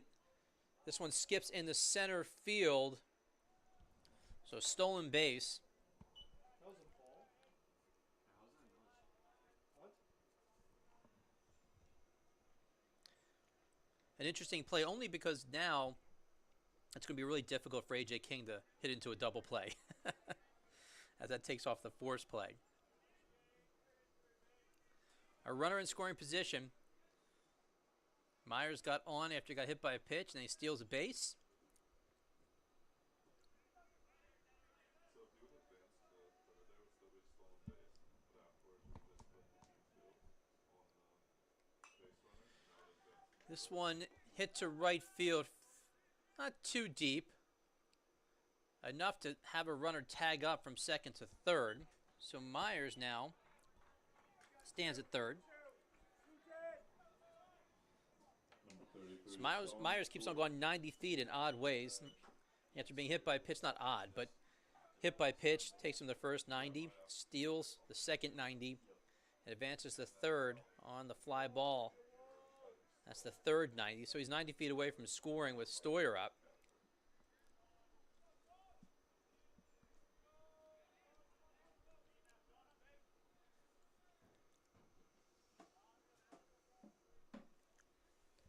A stolen base for Johns Hopkins is somewhat rare. They started the day with just 20 steals in their 21 games, so less than a stolen base a game. The team's much more accustomed to hitting long balls, which they have done today. 24 home runs on the year. You compare that to the 12 that Swarthmore did, it gives you an idea, but also This is the first true road game of the season for Johns Hopkins. They have played a ton of games at home. They played 12 games at home this year, 9 at neutral sites, but none away. And if you know the field down in Baltimore, their field is not the biggest field in the world.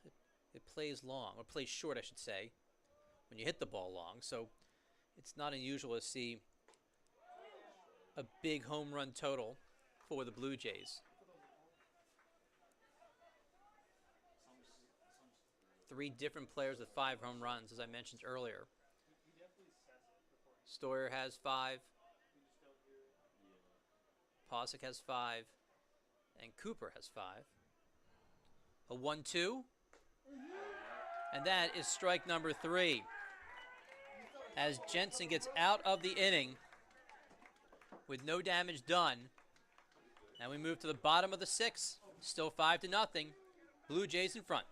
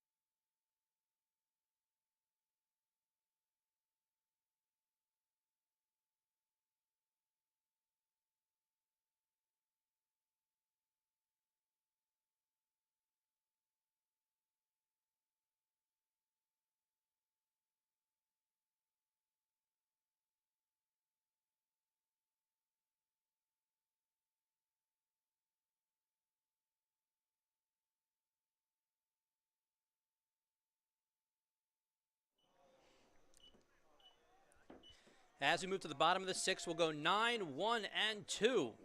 Max Rothwarg steps in, singled, caught stealing in the 3rd.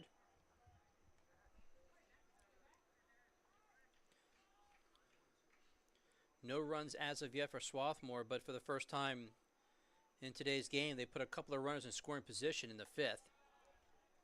As we're now in the 6th. 5 runs, 6 hits for Johns Hopkins. No runs, 4 hits for Swarthmore. Neither team making any mistakes in the field.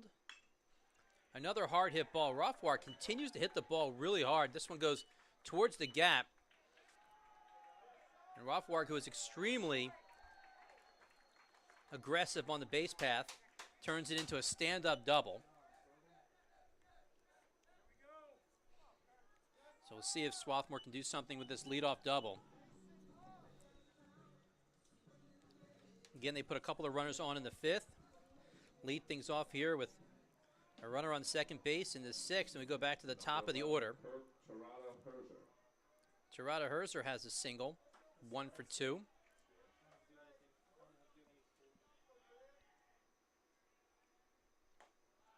Swarthmore playing from behind pretty much from the start.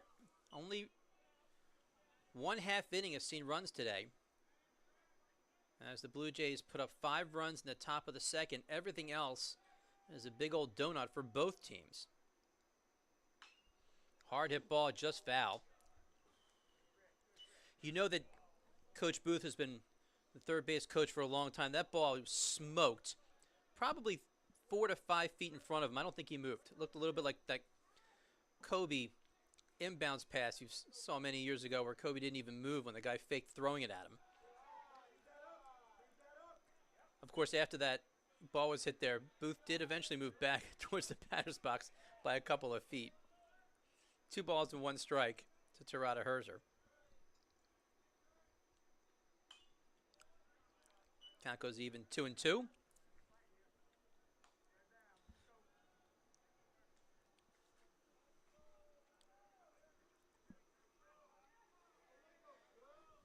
Gerardo Herzer, a junior outfielder, 6'2", 180 from Honolulu, Hawaii, psychology major. Takes ball number 3 up.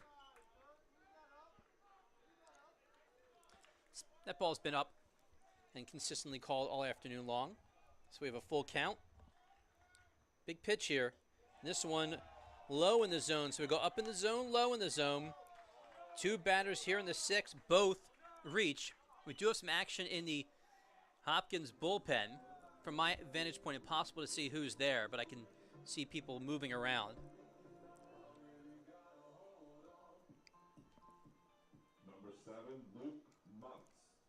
And here comes Luke Mutts.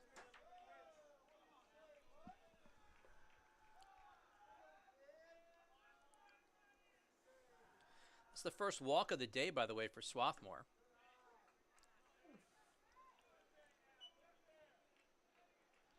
They do have a hit by pitch.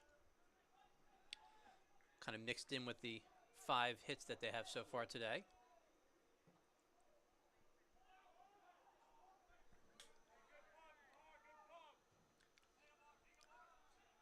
Garnett with some speed on the base path.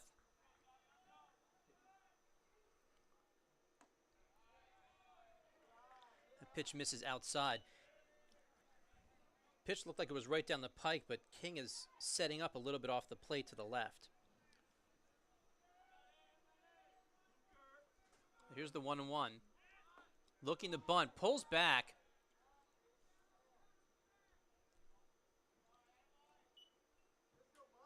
Count goes 2 balls and 1 strike to Mutts, who's 0 for 2. He's due. Flew out to center field in the 1st.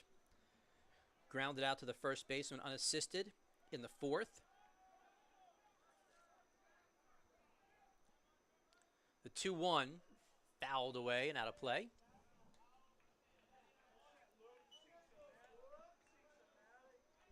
It's a good situation for Swarthmore. This is the guy who won up.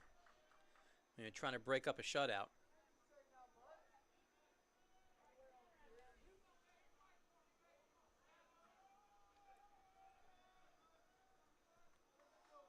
Swarthmore came in batting .283 as a team on the year. Another foul ball. Good fight here between the freshman right-handed pitcher and the senior.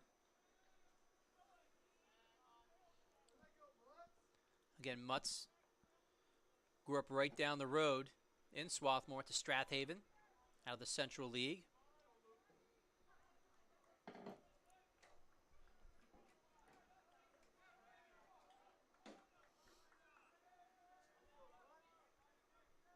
The 2-2. Fastball up and away, and the count goes full.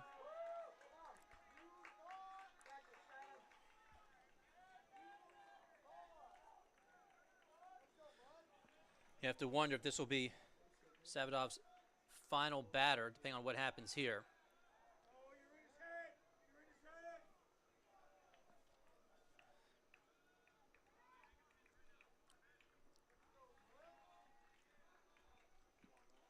The 3-2. This one right through the wickets. Bounces off the second baseman. And as he lays on second base, that's an out. That went right through the legs of number 23 on the mound. And because you had runners on, you have Walters kind of pinching in on the second base bag. So it turns into a fielder's choice. You have Rothwarg now at third. That's 4 unassisted, with Mutts now on first base. Number 2, Austin Burgess. So here's Austin Burgess with 1 out. Swarthmore had a runner at third base with 1 out in the 5th, unable to plate him after a strikeout and a ground out. So they're in a similar situation here. Runners at the corners. Mutts has wheels. Middle of the infield playing for double play.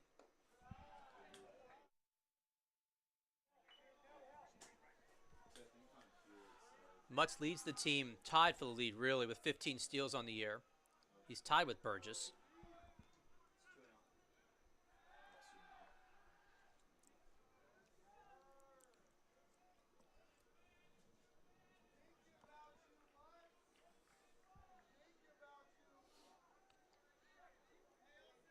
We have Mike Seppi on deck and the designated hitter role. There goes the runner. A fake throw, no throw at all. It's a called strike. But just like the fifth inning, there's now runners at second and third. And there's just one away.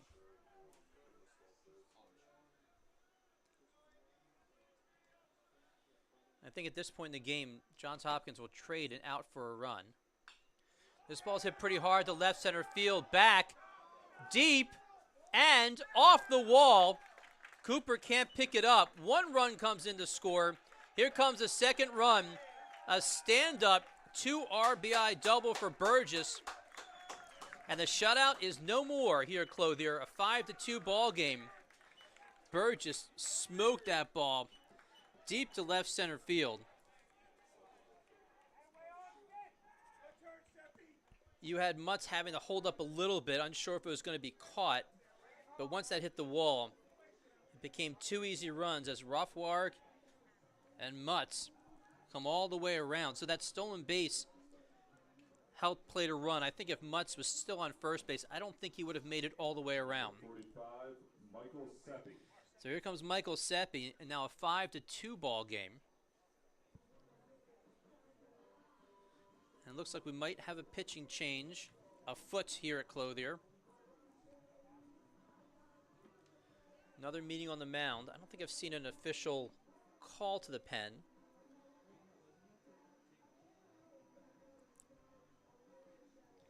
So might be just buying some time. The goose egg is gone. 2 are plated here in the bottom of the 6th inning. You saw the beginnings of this in the 5th inning, again, when Swarthmore had back-to-back singles that put 2 runners in scoring position, but they were unable to score either. And that came after the 1st, 2nd, 3rd, and 4th innings, where we had 12 batters come to the plate, and not all 12 came out, but between a double play and a caught stealing, Savadov had pitched to the minimum through 4.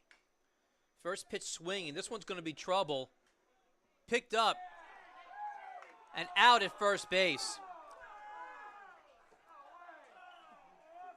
Brian Booth, unhappy about the call, has a word or two for the field umpire.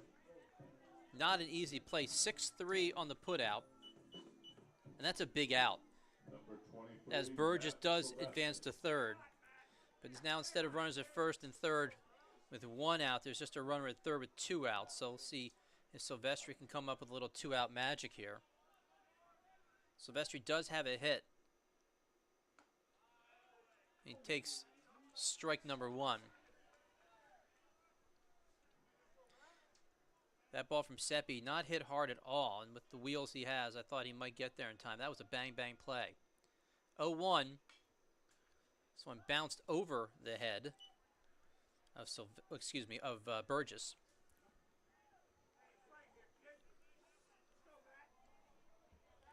The third base runner got to make sure they stay in foul territory. If you're in fair territory, you get hit, it's out. It's now Silvestri playing a little defense here.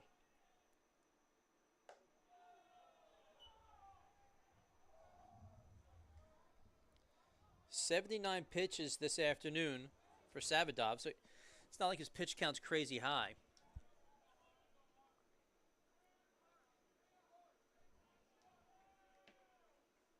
The 1-2. And they call him out, strike number 3. So Silvestri goes down with the strikeout, but a couple of runs do come across on the double by Burgess. We have now played 6 at Clothier. It's a 5-2 ball game.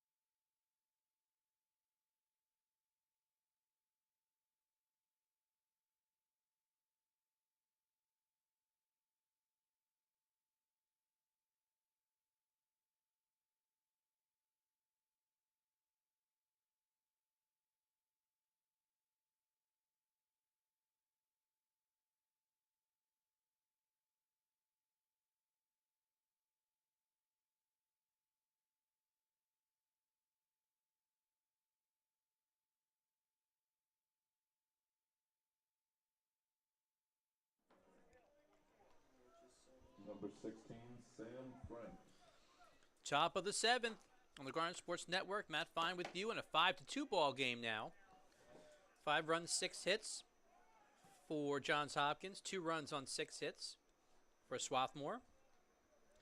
In the top of the 7th, we'll see numbers 5, 6, and 7. Start with Sam Frank. Frank 0 for 3. In the 5th inning, he hit into one of the 3 double plays we've seen today, turned by Swarthmore.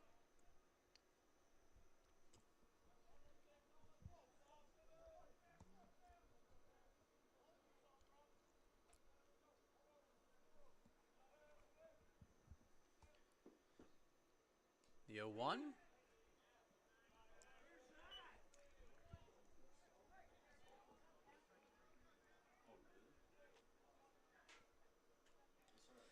Sam Frank from Houston, Texas.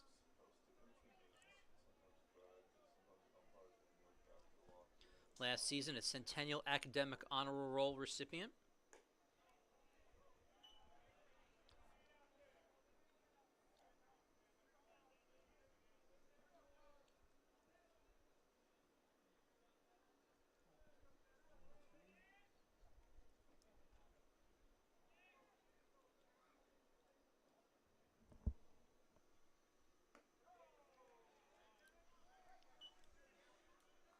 Frank ahead of the count. 3 balls and 1 strike.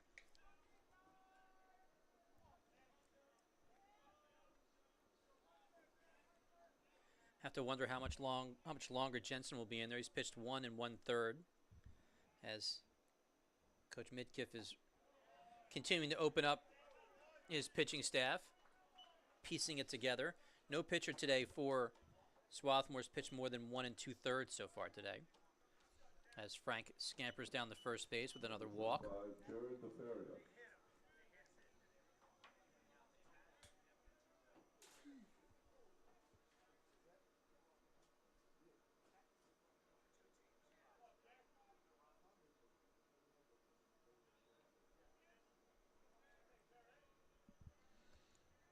Here's Jared DeFeria. Couple of hits already today. Doubled and scored in the 2nd. Grounded out to probably what is the best defensive play so far today. And that came from the glove of Nate Jabara. And then DeFeria also singled in the 5th. Frank with his secondary. 0-1. Off the hands.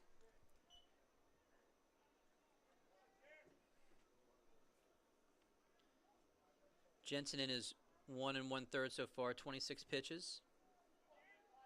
A strikeout, a walk.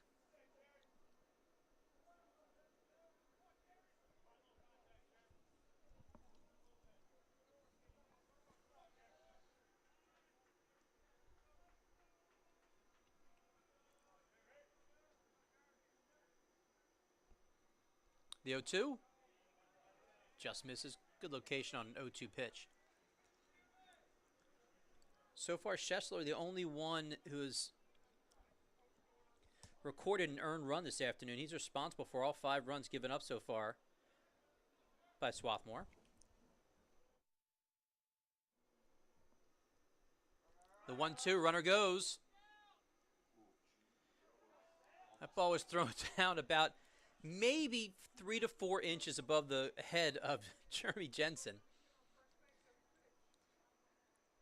And that's, it's funny now, it's scary stuff if he gets hit in the back of the head with a ball being thrown down by your catcher. And he knew it too, by the way, because after the play was over and Frank was on second base, Jensen looked back at Olson as if to say, whoa, I felt the wind. I must take off my cap. Here's a 2-2 with a runner now in scoring position.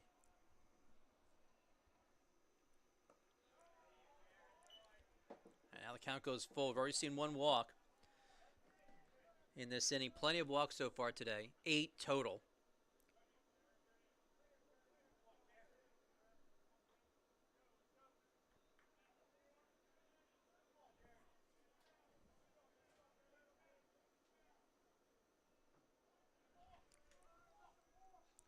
And they call a balk. I heard a couple of people on the Hopkins side saying balk, balk, and then the umpire stood up and said, "Yep, I see it." I didn't quite see it from here. I'm not sure if he didn't stop his motion. But either way, now a full count and a runner on third with nobody out.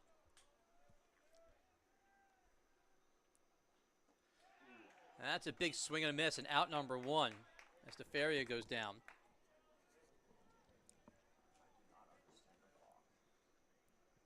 Dylan Whitney, shortstop. Whitney 1 for 2 with a walk. He scored one of those 5 runs in the second inning.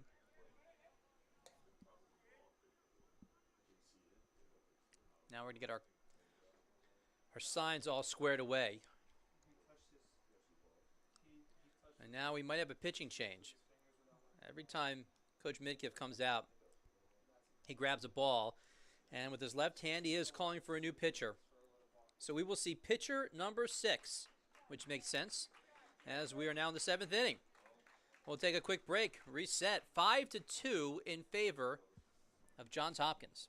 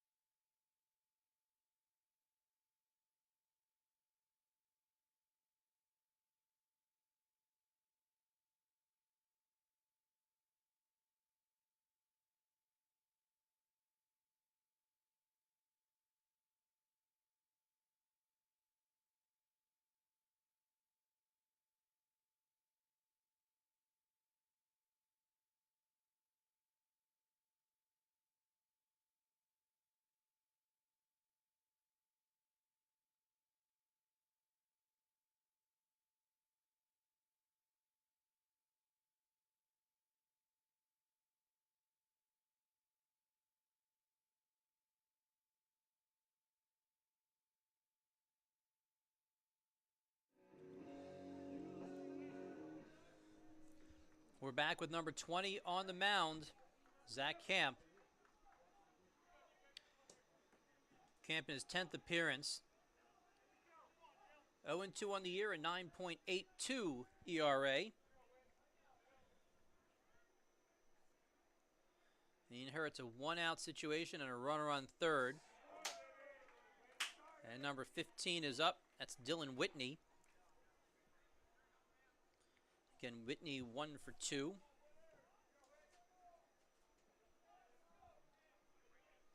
Also has a walk.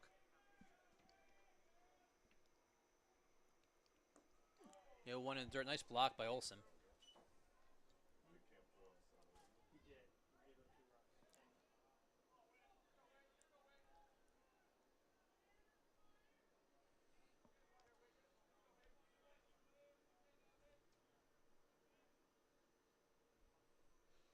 The 1-1 fouled away.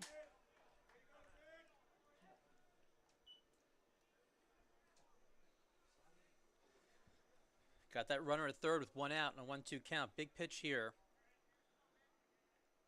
Swarthmore cannot afford to fall behind again. We're down by 3, but they have cut into that lead with those 2 runs in that previous inning in the bottom of the 6th. This one just hit a couple of feet to home. Safe at home. Yet Camp with no choice but to dive for the runner. Unable to get him.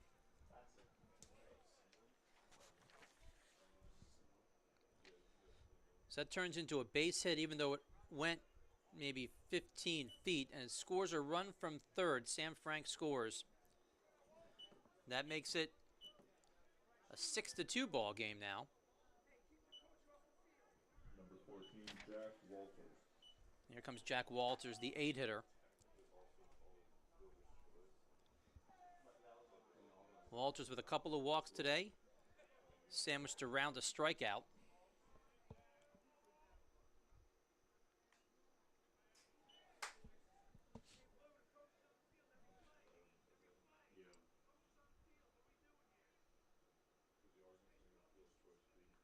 No balls and 1 strike to Walters.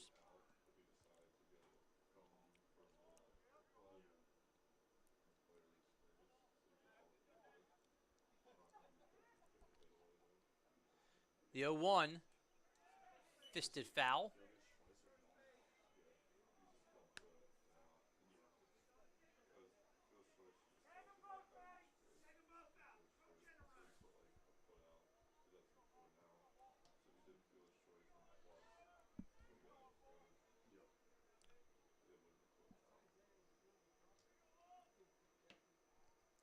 Here comes the 0-2.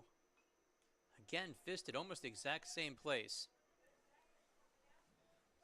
This Walters working inside, trying to fend off Camp.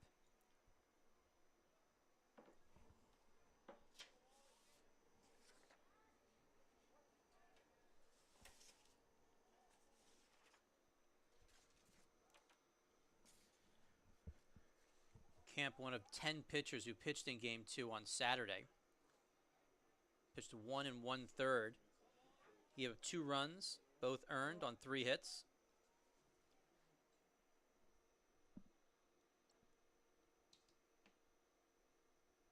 The runner goes. Ball really high and over the head of the batter and safe at second base. So Walters ducks so he doesn't get hit on the noggin. And a stolen base for Whitney.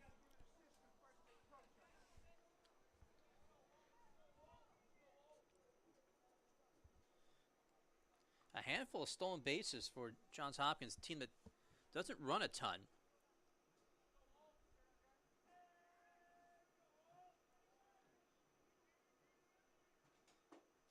I see 5 stolen bases on my scorecard right now, short of really poor handwriting. Must be pretty close.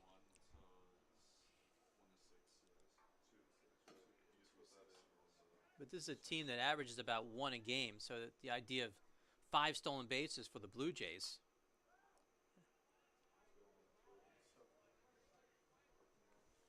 That's something you would expect from Swarthmore.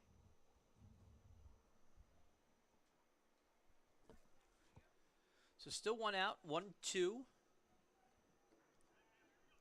Whitney stands on second. Walters is up. A run is already in. Sam Frank has scored. That was the first run dating back to the 2nd inning for Johns Hopkins.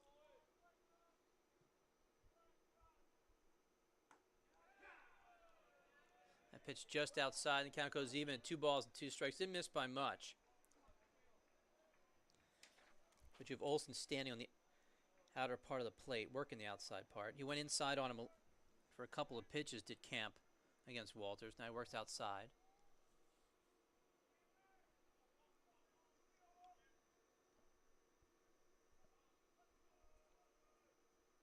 Here's the 2-2. This one, foul territory, but Mutts is able to pretty much pick one off over his shoulder. That's a tough play and an important play. Out number 2 in foul territory. Good glove by the senior third baseman. This brings up the 9-hitter in James Ingram. Ingram has one of those stolen bases on the day. 5, James Ingram. He was hit by a pitch. He also walked and grounded out to the shortstop. Too much, but that just tells a lot of stats that the ball is foul.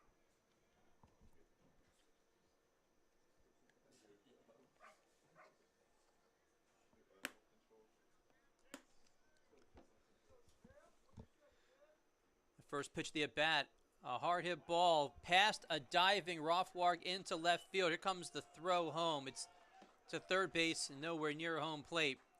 And a run comes across. So Whitney scores on a 2-out single by Ingram, his first hit of the day.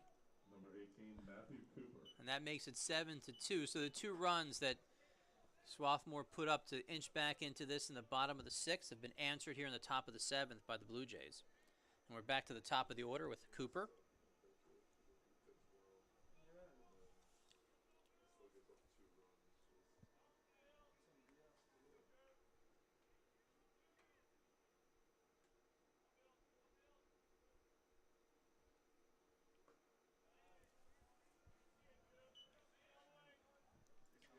Two runs in the second inning and another, 5 runs in the second inning, 2 runs here in the 7th. Make up the 7 runs for the visitors. As Johns Hopkins looking to get above 500 in conference. Very early, of course, just 1-1. Another runner goes down the second, and the tag not in time. So the Blue Jays continue to run, run, and run. That's the 3rd stolen base this inning alone.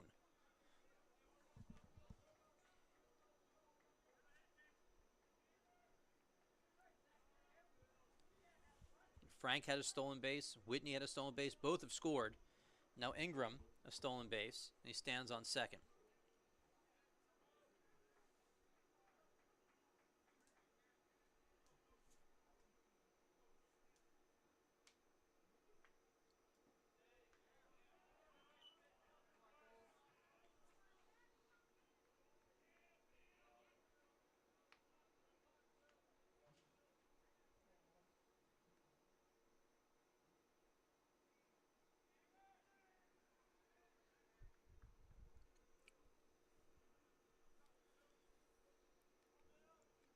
Comes the 2-1. Holds back on a pitch high, so the count goes 3 balls and 1 strike.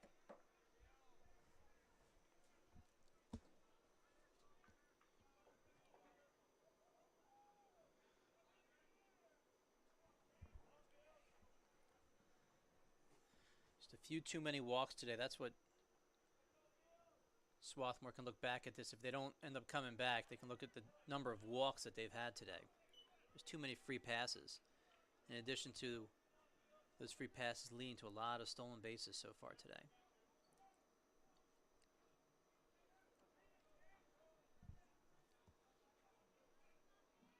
Again, 8 total walks here in the 7th inning.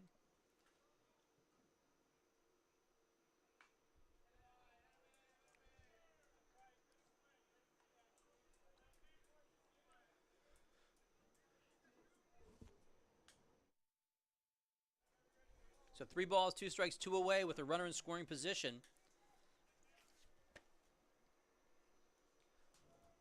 The bottom of the 7th, we're looking at bottom half of the order for the Garnet. The 3-2. Called third strike, looking. And as Cooper is walking down the first base, he just keeps on going right into the dugout. That is out number 3, but a couple of runs come across. Time to stretch here at Clothier, a 7-2 ball game in favor of the Blue Jays.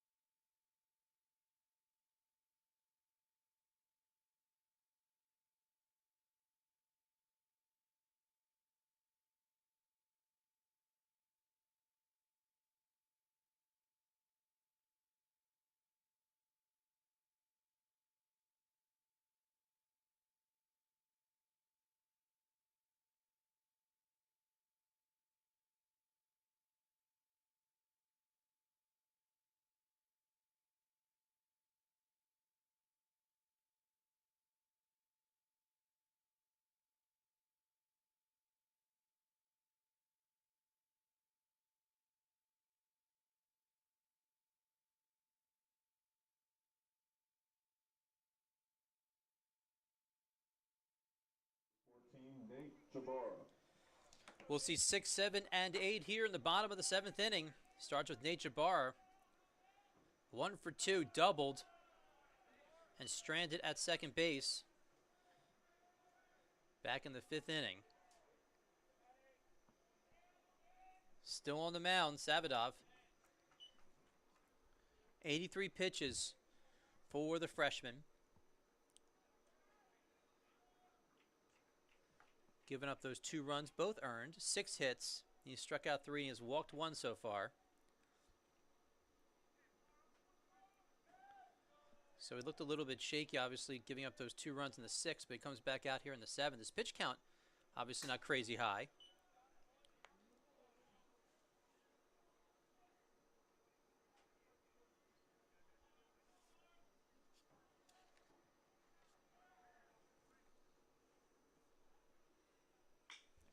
Hard hit ball to the left side, scooped up nicely.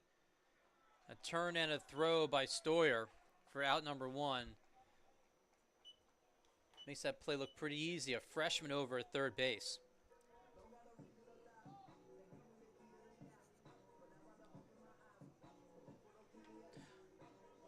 Handful of freshmen in the starting lineup for Coach Babb. You have Stoyer at third, he's a freshman. Whitney at short, a freshman. Of course, on the mound, Savadov, a freshman. First pitch hits off the mitt, and out at first base is Cook for out number 2. Good job by DiFiera, just kind of hanging in there as that ball hit off the bottom part of his mitt, but Savadov did a nice job of getting over there to cover. So 3-1 on the putout. That's 2 quick outs here, a couple of ground balls. And here is Andrew Olson, the catcher, looking for his first hit, 0 for 2. This is just the type of half inning that Johns Hopkins was looking for defensively after giving up those 2 runs in the 6th. 2 quick outs here in the 7th.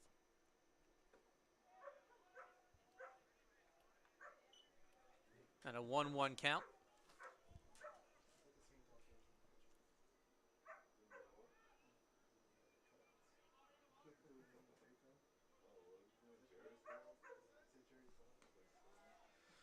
Good framing by King, but not good enough to pick up the strike call. 2 balls and 1 strike.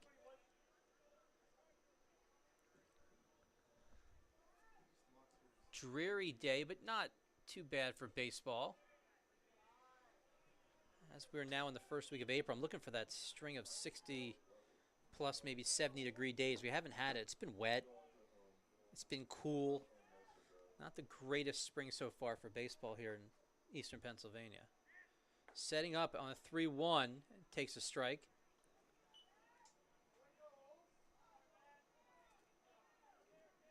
Not sure he was ever going to lay one down there. I think that was all for show. As it brings Stoyer in a little bit. But now with 2 strikes, he goes back on the 3-2. Bouncer to the right side.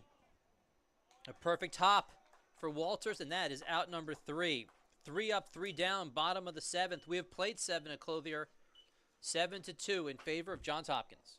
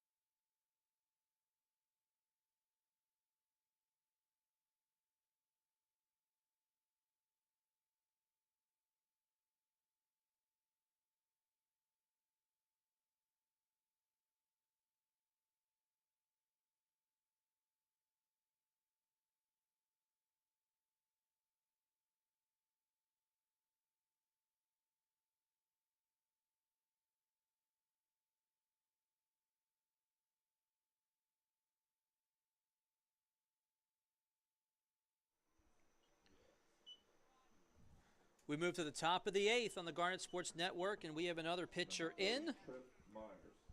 Number 3, Andrew Moy from Manhasset, New York. A freshman righty.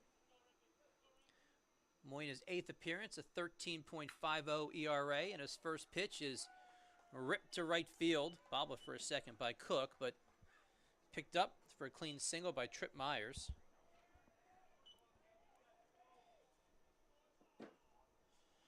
We're at 2-3-4 here in the 8th inning. AJ King. Here's A.J. King. King 0 for 3. Also has a walk in the 3rd inning. Grounded into a couple of double plays already today. Every time King comes up, somebody's standing on first base, it seems. Looks for the bunt. Nice bunt, but a better play by the 3rd baseman in Luke Mutts. It does advance the runner.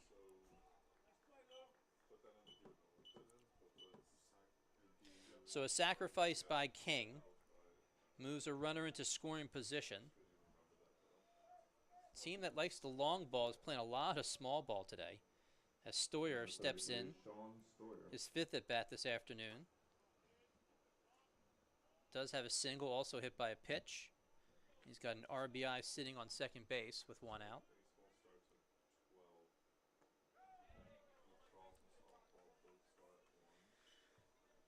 These two teams will meet again on Friday. They'll switch locations. Home and home, which you see a lot in the Centennial. They'll play the same team twice, once on Tuesday and then once again on Friday, and they'll alternate home sites. So the Friday game, 3:30 in Baltimore at Johns Hopkins. And then over the weekend, we got the doubleheader that you also come to expect. That's generally how the Centennial does it. They do a home and home, generally Tuesday and Friday, and then a doubleheader on Saturday. And that's when we have Gettysburg coming to town. We'll have 2 games here. Clothier will also be live on the Garnet Sports Network. I'll have a call for both of those games.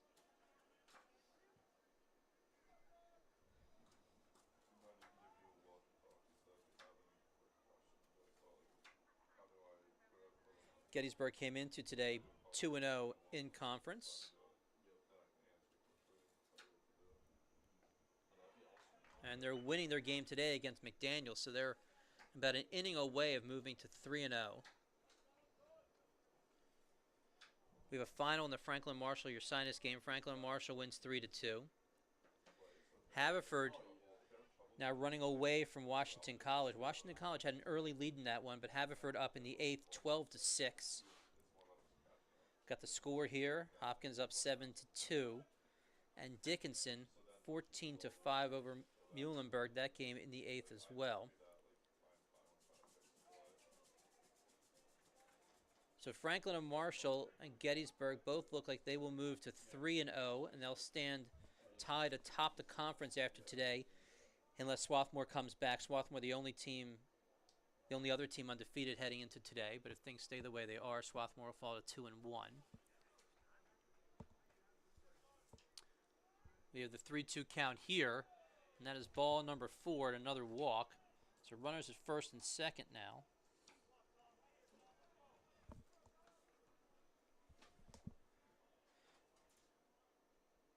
So a big stretch of games come up. Every weekend is a big stretch of games coming up when you're in the Centennial. But you know, Swarthmore head down to Johns Hopkins. That's a very difficult place to win. And then, again, they're going to host Gettysburg. And as of today, Gettysburg is undefeated in conference as well. So it's not going to get any easier for the Garnet.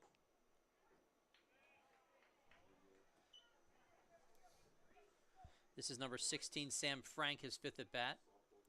Walked and scored in the 7th. Besides that, he has grounded out 3 times, including a double play in the 5th.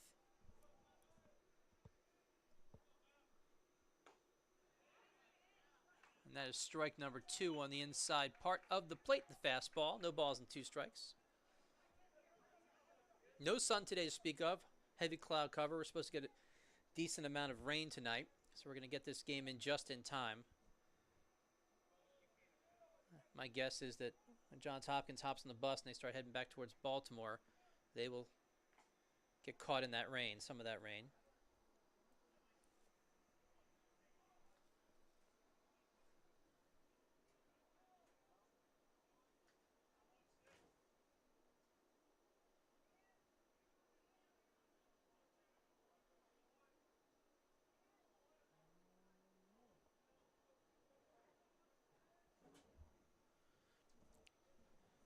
No balls and 2 strikes to number 16. Bouncer right in front of the third base coach. Sam Frank stays alive.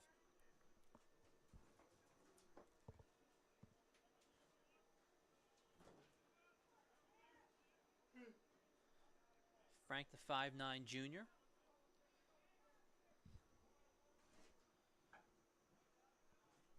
DHing today. Also one of the catchers, could play outfield as well. He tries to stay alive here. A couple of runners on. That one little chin music as the fastball comes tight.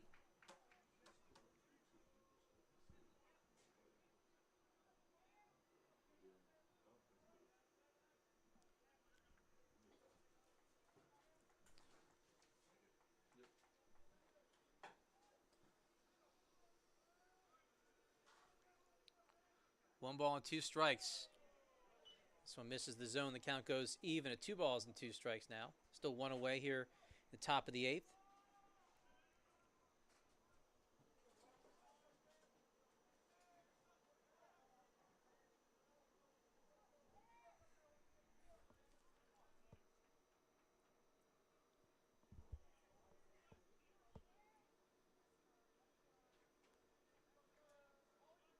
Again, Moy is the 7th pitcher this afternoon for Coach Midkiff. No pitcher's gone more than 1 2/3. This ball hit pretty hard to left center field.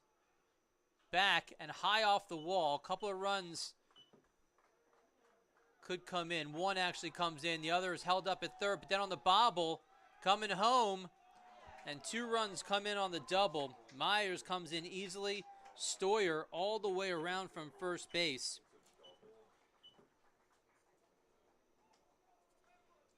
Frank stands on second as he smokes one off the wall. Another 2 spot, another crooked number here in the 8th inning. This makes it 9-2 in favor of the Blue Jays. And here's DeFaria.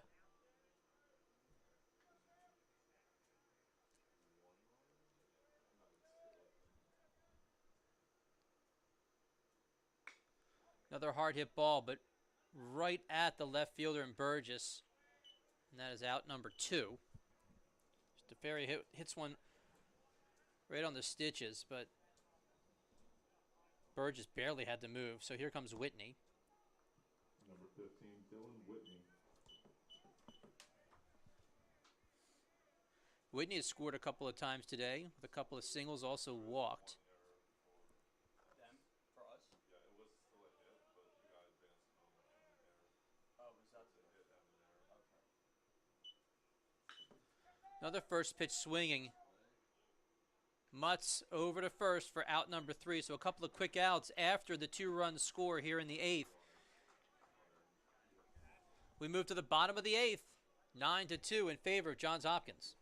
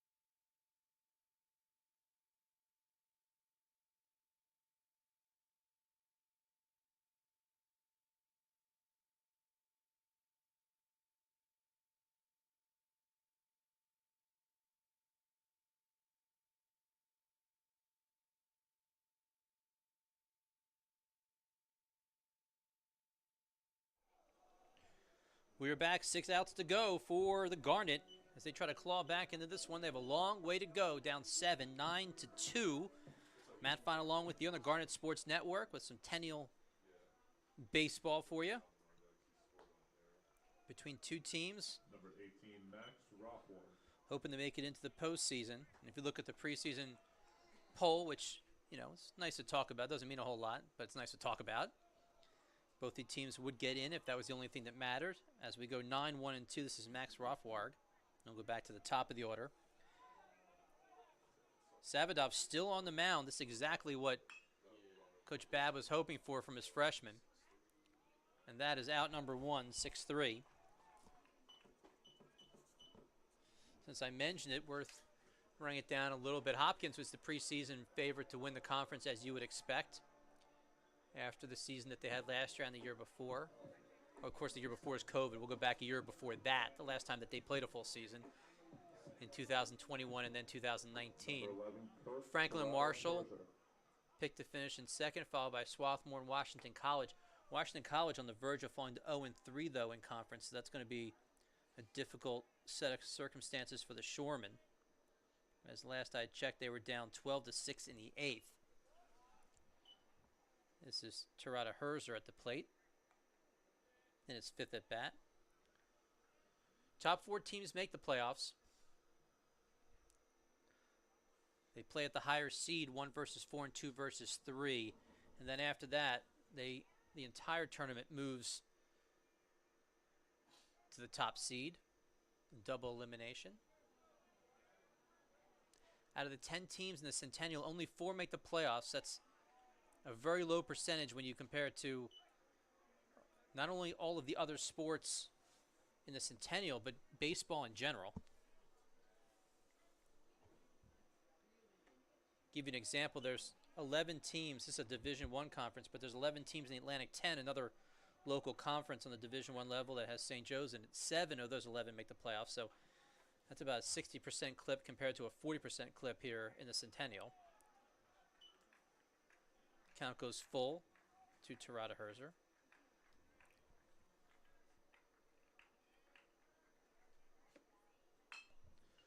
This ball hit up the middle, scooped up again, and a nice play as Whitney gets his feet under him. A couple of plays that pull Whitney to his left. 6-3 on the putout again. Only one error today between the two teams. That came in the last inning. And now we look like we might have a pitching change. And they're clapping for Savadov, as he has pitched really well today. And it does look like we have a pitching change. So the couple of outs here in the bottom of the 8th. We'll take a break as we switch pitchers.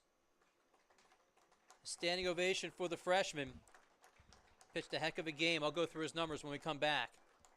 Stick around, the Garnet Sports Network.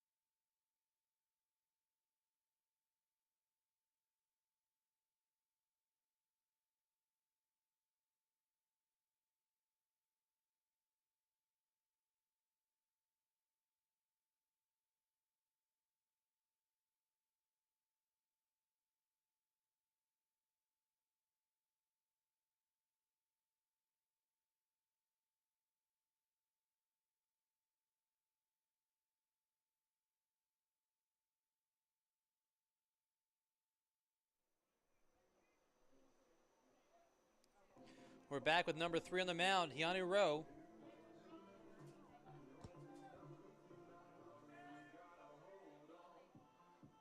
Rowe, 4.50 ERA, his 7th appearance, 0-1 on the year. 7, Luke Mutts. In his 12 innings pitched, he's given up 6 earned runs, 10 strikeouts, and 7 walks. And with 2 outs, he's got Luke Mutts.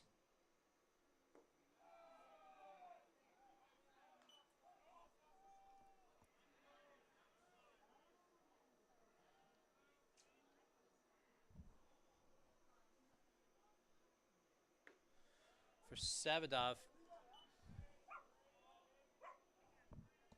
a nice day. 103 pitches in his 7 2/3. Gave up 2 runs, both earned. 6 hits, struck out 3, and he walked 1. As Mutts goes to right field for a 2-out single.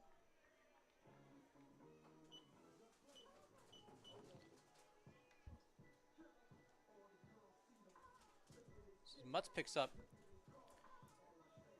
his first hit of the day. And here comes Austin Burgess. To Austin Burgess.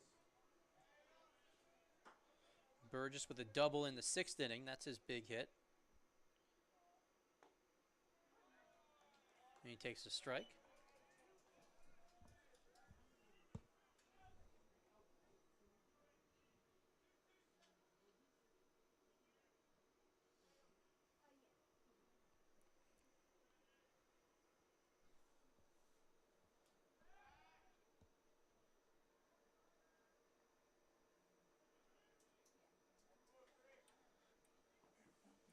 For Hopkins, a win today moves them to 12-10 on the year.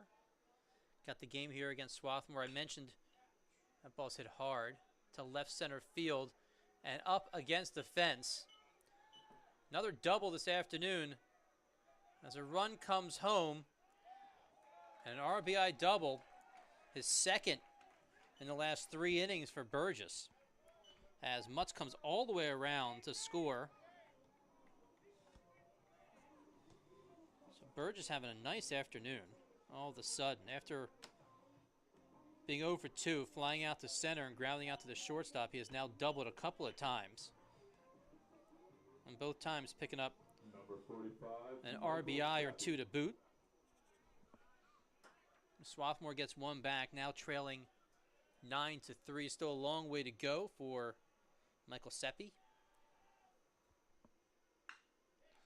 That ball is smoked, but foul.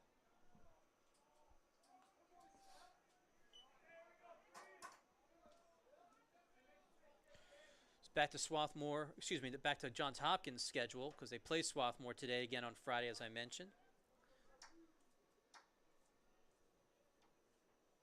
A single game on the 9th, Saturday against Dickinson, and then they get into that pattern of 2 against Gettysburg next week, 1 home, and then 1 away. So that's who they have coming up next couple of weeks, next week or so.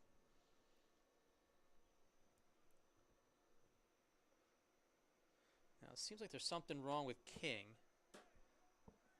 He took his helmet off, and his mask. I think there might have been something in his eye or something as he's rubbing us. Now he goes to the mound, and everybody goes to the mound. And it looks like we possibly have another change here. And we do. Another pitching change. So we'll take another break. 3rd pitcher of the day coming to the mound for the Blue Jays. We're coming right back.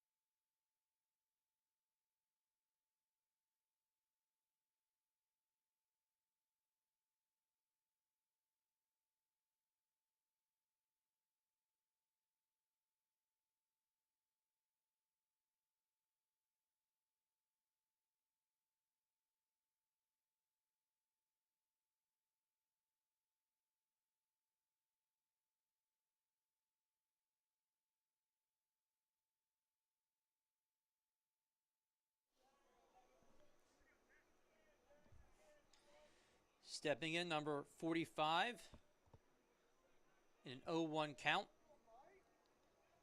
to Michael Seppi with a new pitcher on the mound. Jack Tarantino from Maryland, 5'11", 190-pound senior. 1-1 on the year's 8th appearance, all in relief. An 8.76 ERA. Seppi goes down, no balls and 2 strikes.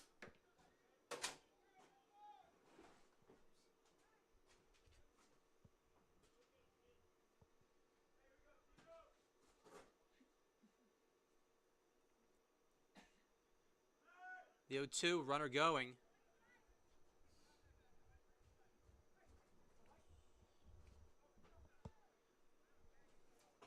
Seppi stays alive. If he gets on, looks like we'll move to Silvestri.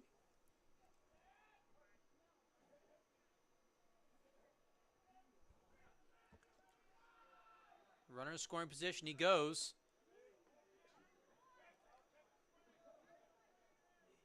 Appeals down to the field umpire and says he did not go on the off speed. 1 ball and 2 strikes.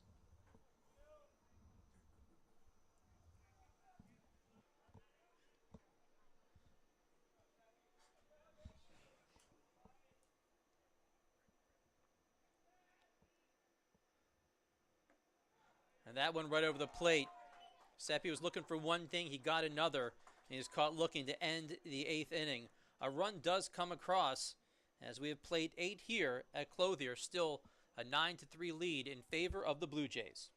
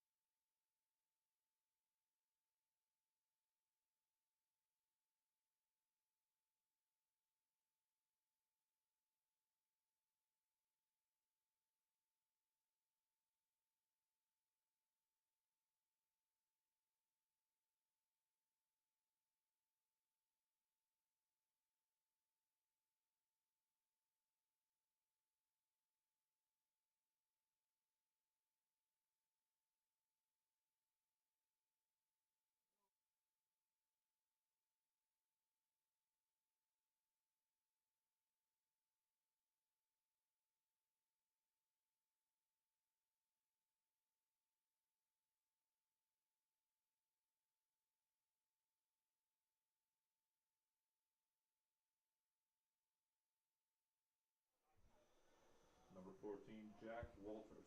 Moving to the top of the 9th. 9-3 in favor of Johns Hopkins. We've got 8, 9, and 1 here. As Moy is still in. Number 3, Andrew Moy. We got Walters, then Ingram, then back to the top of the order. We're assuming we see Matt Cooper. It'll be his 6th at bat today when we get back to the top.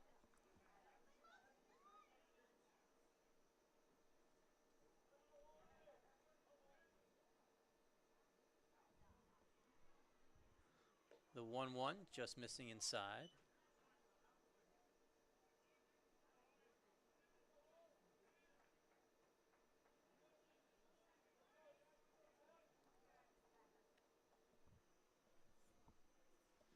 The 2-1.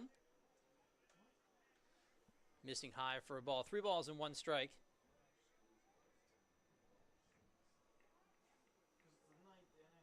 Walters with a couple of walks today has scored a run too, way back in the 2nd inning. This one hit right at Rothwar. Takes a step back and fires over to first, and he is out. That was a difficult play as that ball was hit right on the screws again. We've seen a couple of really hard balls hit at both shortstops today between Whitney and Rothwar. A lot of those 6-3 putouts in the scorebook today. Again, a pretty clean day. There was the error in the 8th inning that allowed a run to score when the ball was bobbled coming back into the infield, officially an E4. But overall, some really nice plays today. The nicest play actually came from the second baseman, Jabara, earlier in the game. But the left side of the infield for both teams, between Roughwark, Mutts for Swarthmore, Whitney, and Stoyer for Johns Hopkins, they picked up some really nice plays and strong throws over to first. So as the 9-hitter comes in, number 5, that's James Ingram. He singled in the 7th inning and stole a base. He's also reached a couple of other times. Walked once, hit by a pitch another time.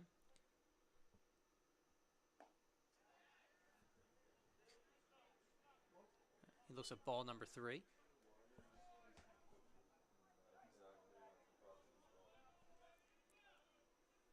9 runs, 10 hits for the visitors from Baltimore. 3 runs, 8 hits, and 1 error for Swarthmore.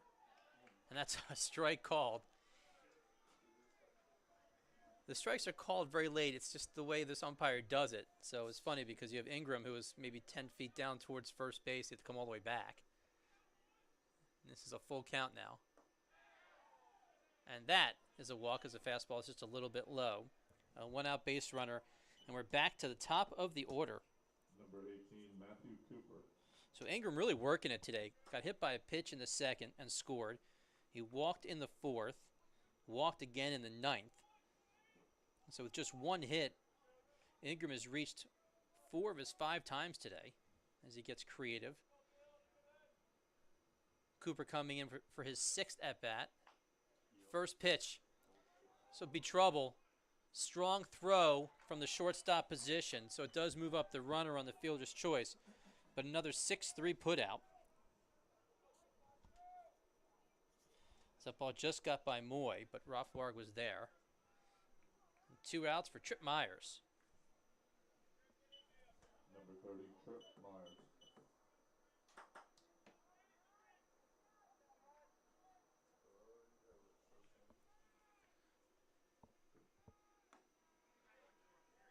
First pitch outside. So 2 away here, top 9. 1 more shot. Looking for a whole lot of offense here in the bottom of the 9th for Swarthmore to get back into this one. They will send 5, 6, and 7 to the plate in Silvestri, Jabara, and Cook when we get there.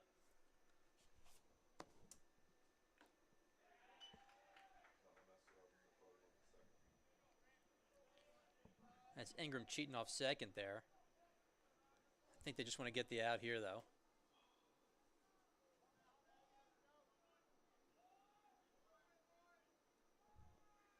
The 1-1.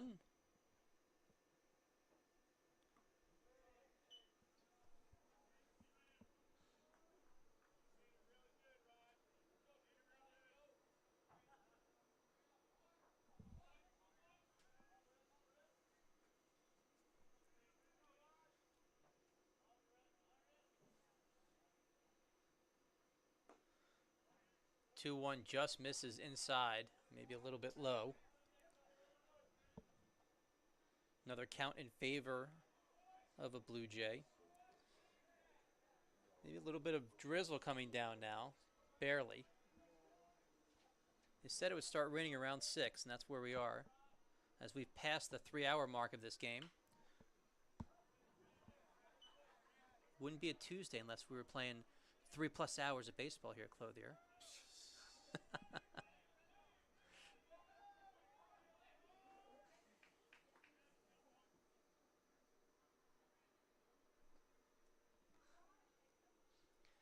3 balls, 2 strikes, 2 away, top 9.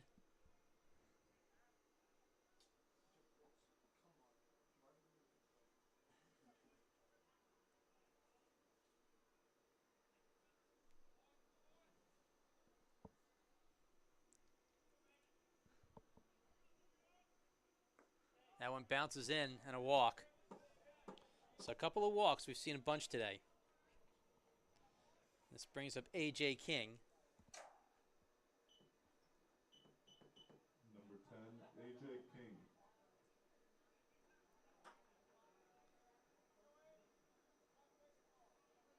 11 walks total between the pitchers today. We've seen 7 of them.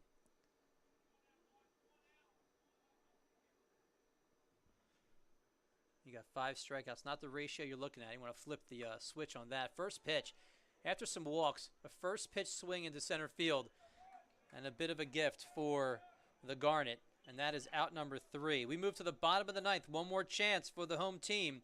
Your score 9-3.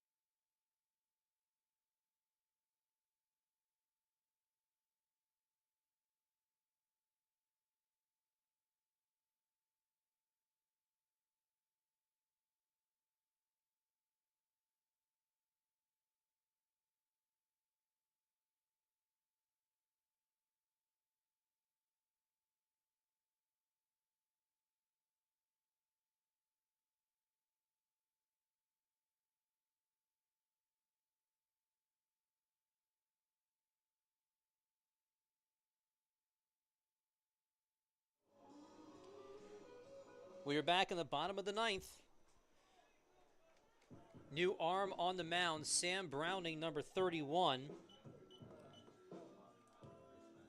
He's a graduate student from Las Vegas, Nevada. Browning, his 3rd appearance this season. Silvestri. In his 2 innings, he has given up no runs. So he's a clean 0.00 ERA. Again, his 3rd appearance. Silvestri stands in.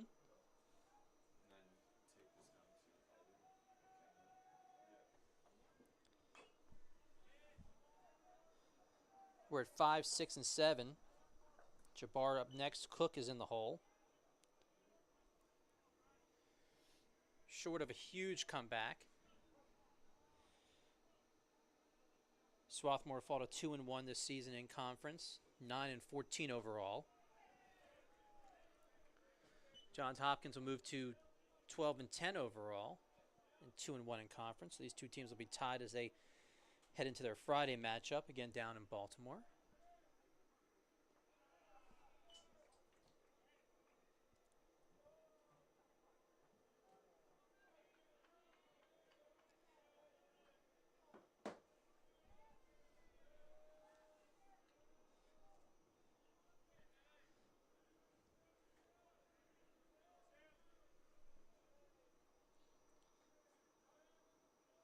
Silvestri 1 for 3 this afternoon. This one hit the center field pretty deep. And up against the fence at the 377 mark. Ingram for out number 1.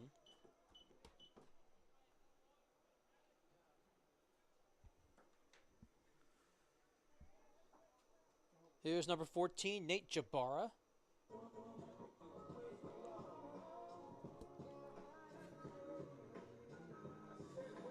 The Mount Kisco, New York native.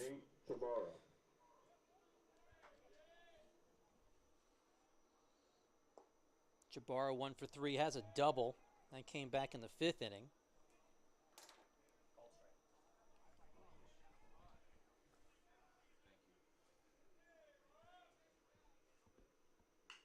This one hard hit And right past Whitney into left center field, so 1-out single.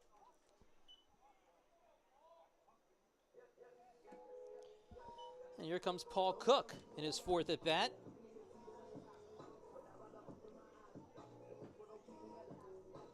Cook looking for hit number 1 today. Number 1, Paul Cook.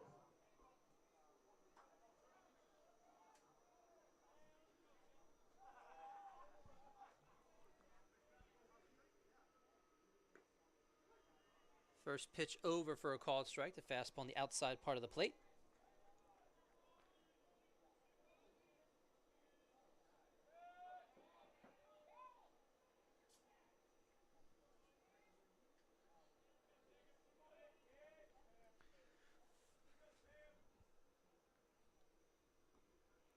Offensively today, a couple of multi-hit games.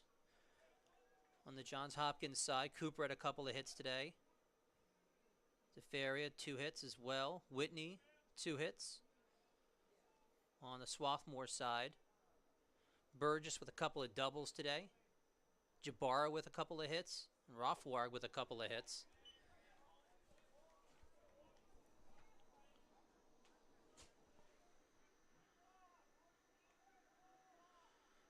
Rothward's average continues to move up. He's been hitting pretty well these last handful of games. Came in batting .286. After today, he's going to inch a little bit more towards that 300 mark. As the ball gets away from King. 2 balls and 2 strikes.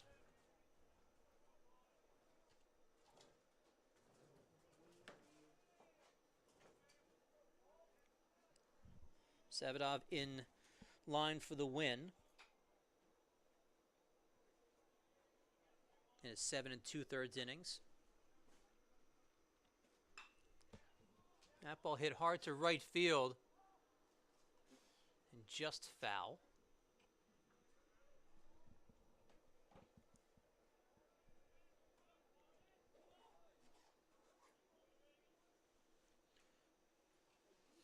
With the win today, again, short of a huge comeback, Savadov will move to 3-0 on the year. He came in with a 1.82 ERA. So his ERA is still real low. And for a guy who doesn't walk many, he only walked 1 today. So if you add his 7 2/3, he's around 36 innings pitched or so. And in those 36 innings, he has 4 walks on the year, so not too bad. And again, this guy was supposed to be in the bullpen, but when Coach Babb lost Peter Schaefer and he lost David Thomas, 2 of his better arms, to injuries, he had to make a lot of changes to his players on the mound, and some of the bullpen guys are moving into starting roles. That's how it's going to be this season. So we're down to our final out, with Cook flying out to right field. We have a pinch hitter. This is George Briggs, looks like number 4 is coming in, yep. Pinch hitting number 4, George Briggs. Briggs is pinch hitting for Olson in the 8th spot. Briggs batting .226 this season.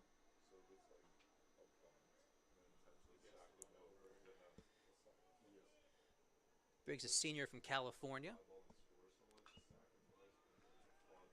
Probably a little bit too little, a little bit too late, but he has a chance for an RBI standing at 3rd base.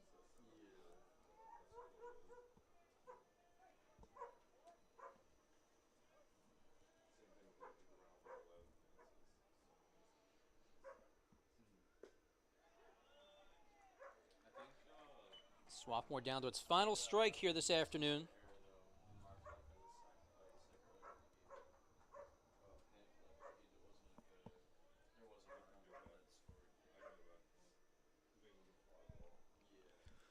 Comes the 1-2. This one popped up in the infield, and that will do it for the first of 2 games in this home-and-home series between Swarthmore and Johns Hopkins. Your final 9-3, 9 runs, 10 hits for the visitors in the win. 3 runs, 9 hits, 1 error for Swarthmore in the loss. Again, the Garnet fought a 2-1 in conference, 9-14 overall. With the win, Johns Hopkins now 12-10 overall, 2-1 in conference. Savadov gets the win as he went 7 2/3. These two teams will play again on Friday, and then we're back here at Clothier on Saturday for a doubleheader starting at noon. We'll have both games on the Garnet Sports Network. We hope you join us then. Until then, be safe. Have a wonderful week, everybody. We'll see you soon.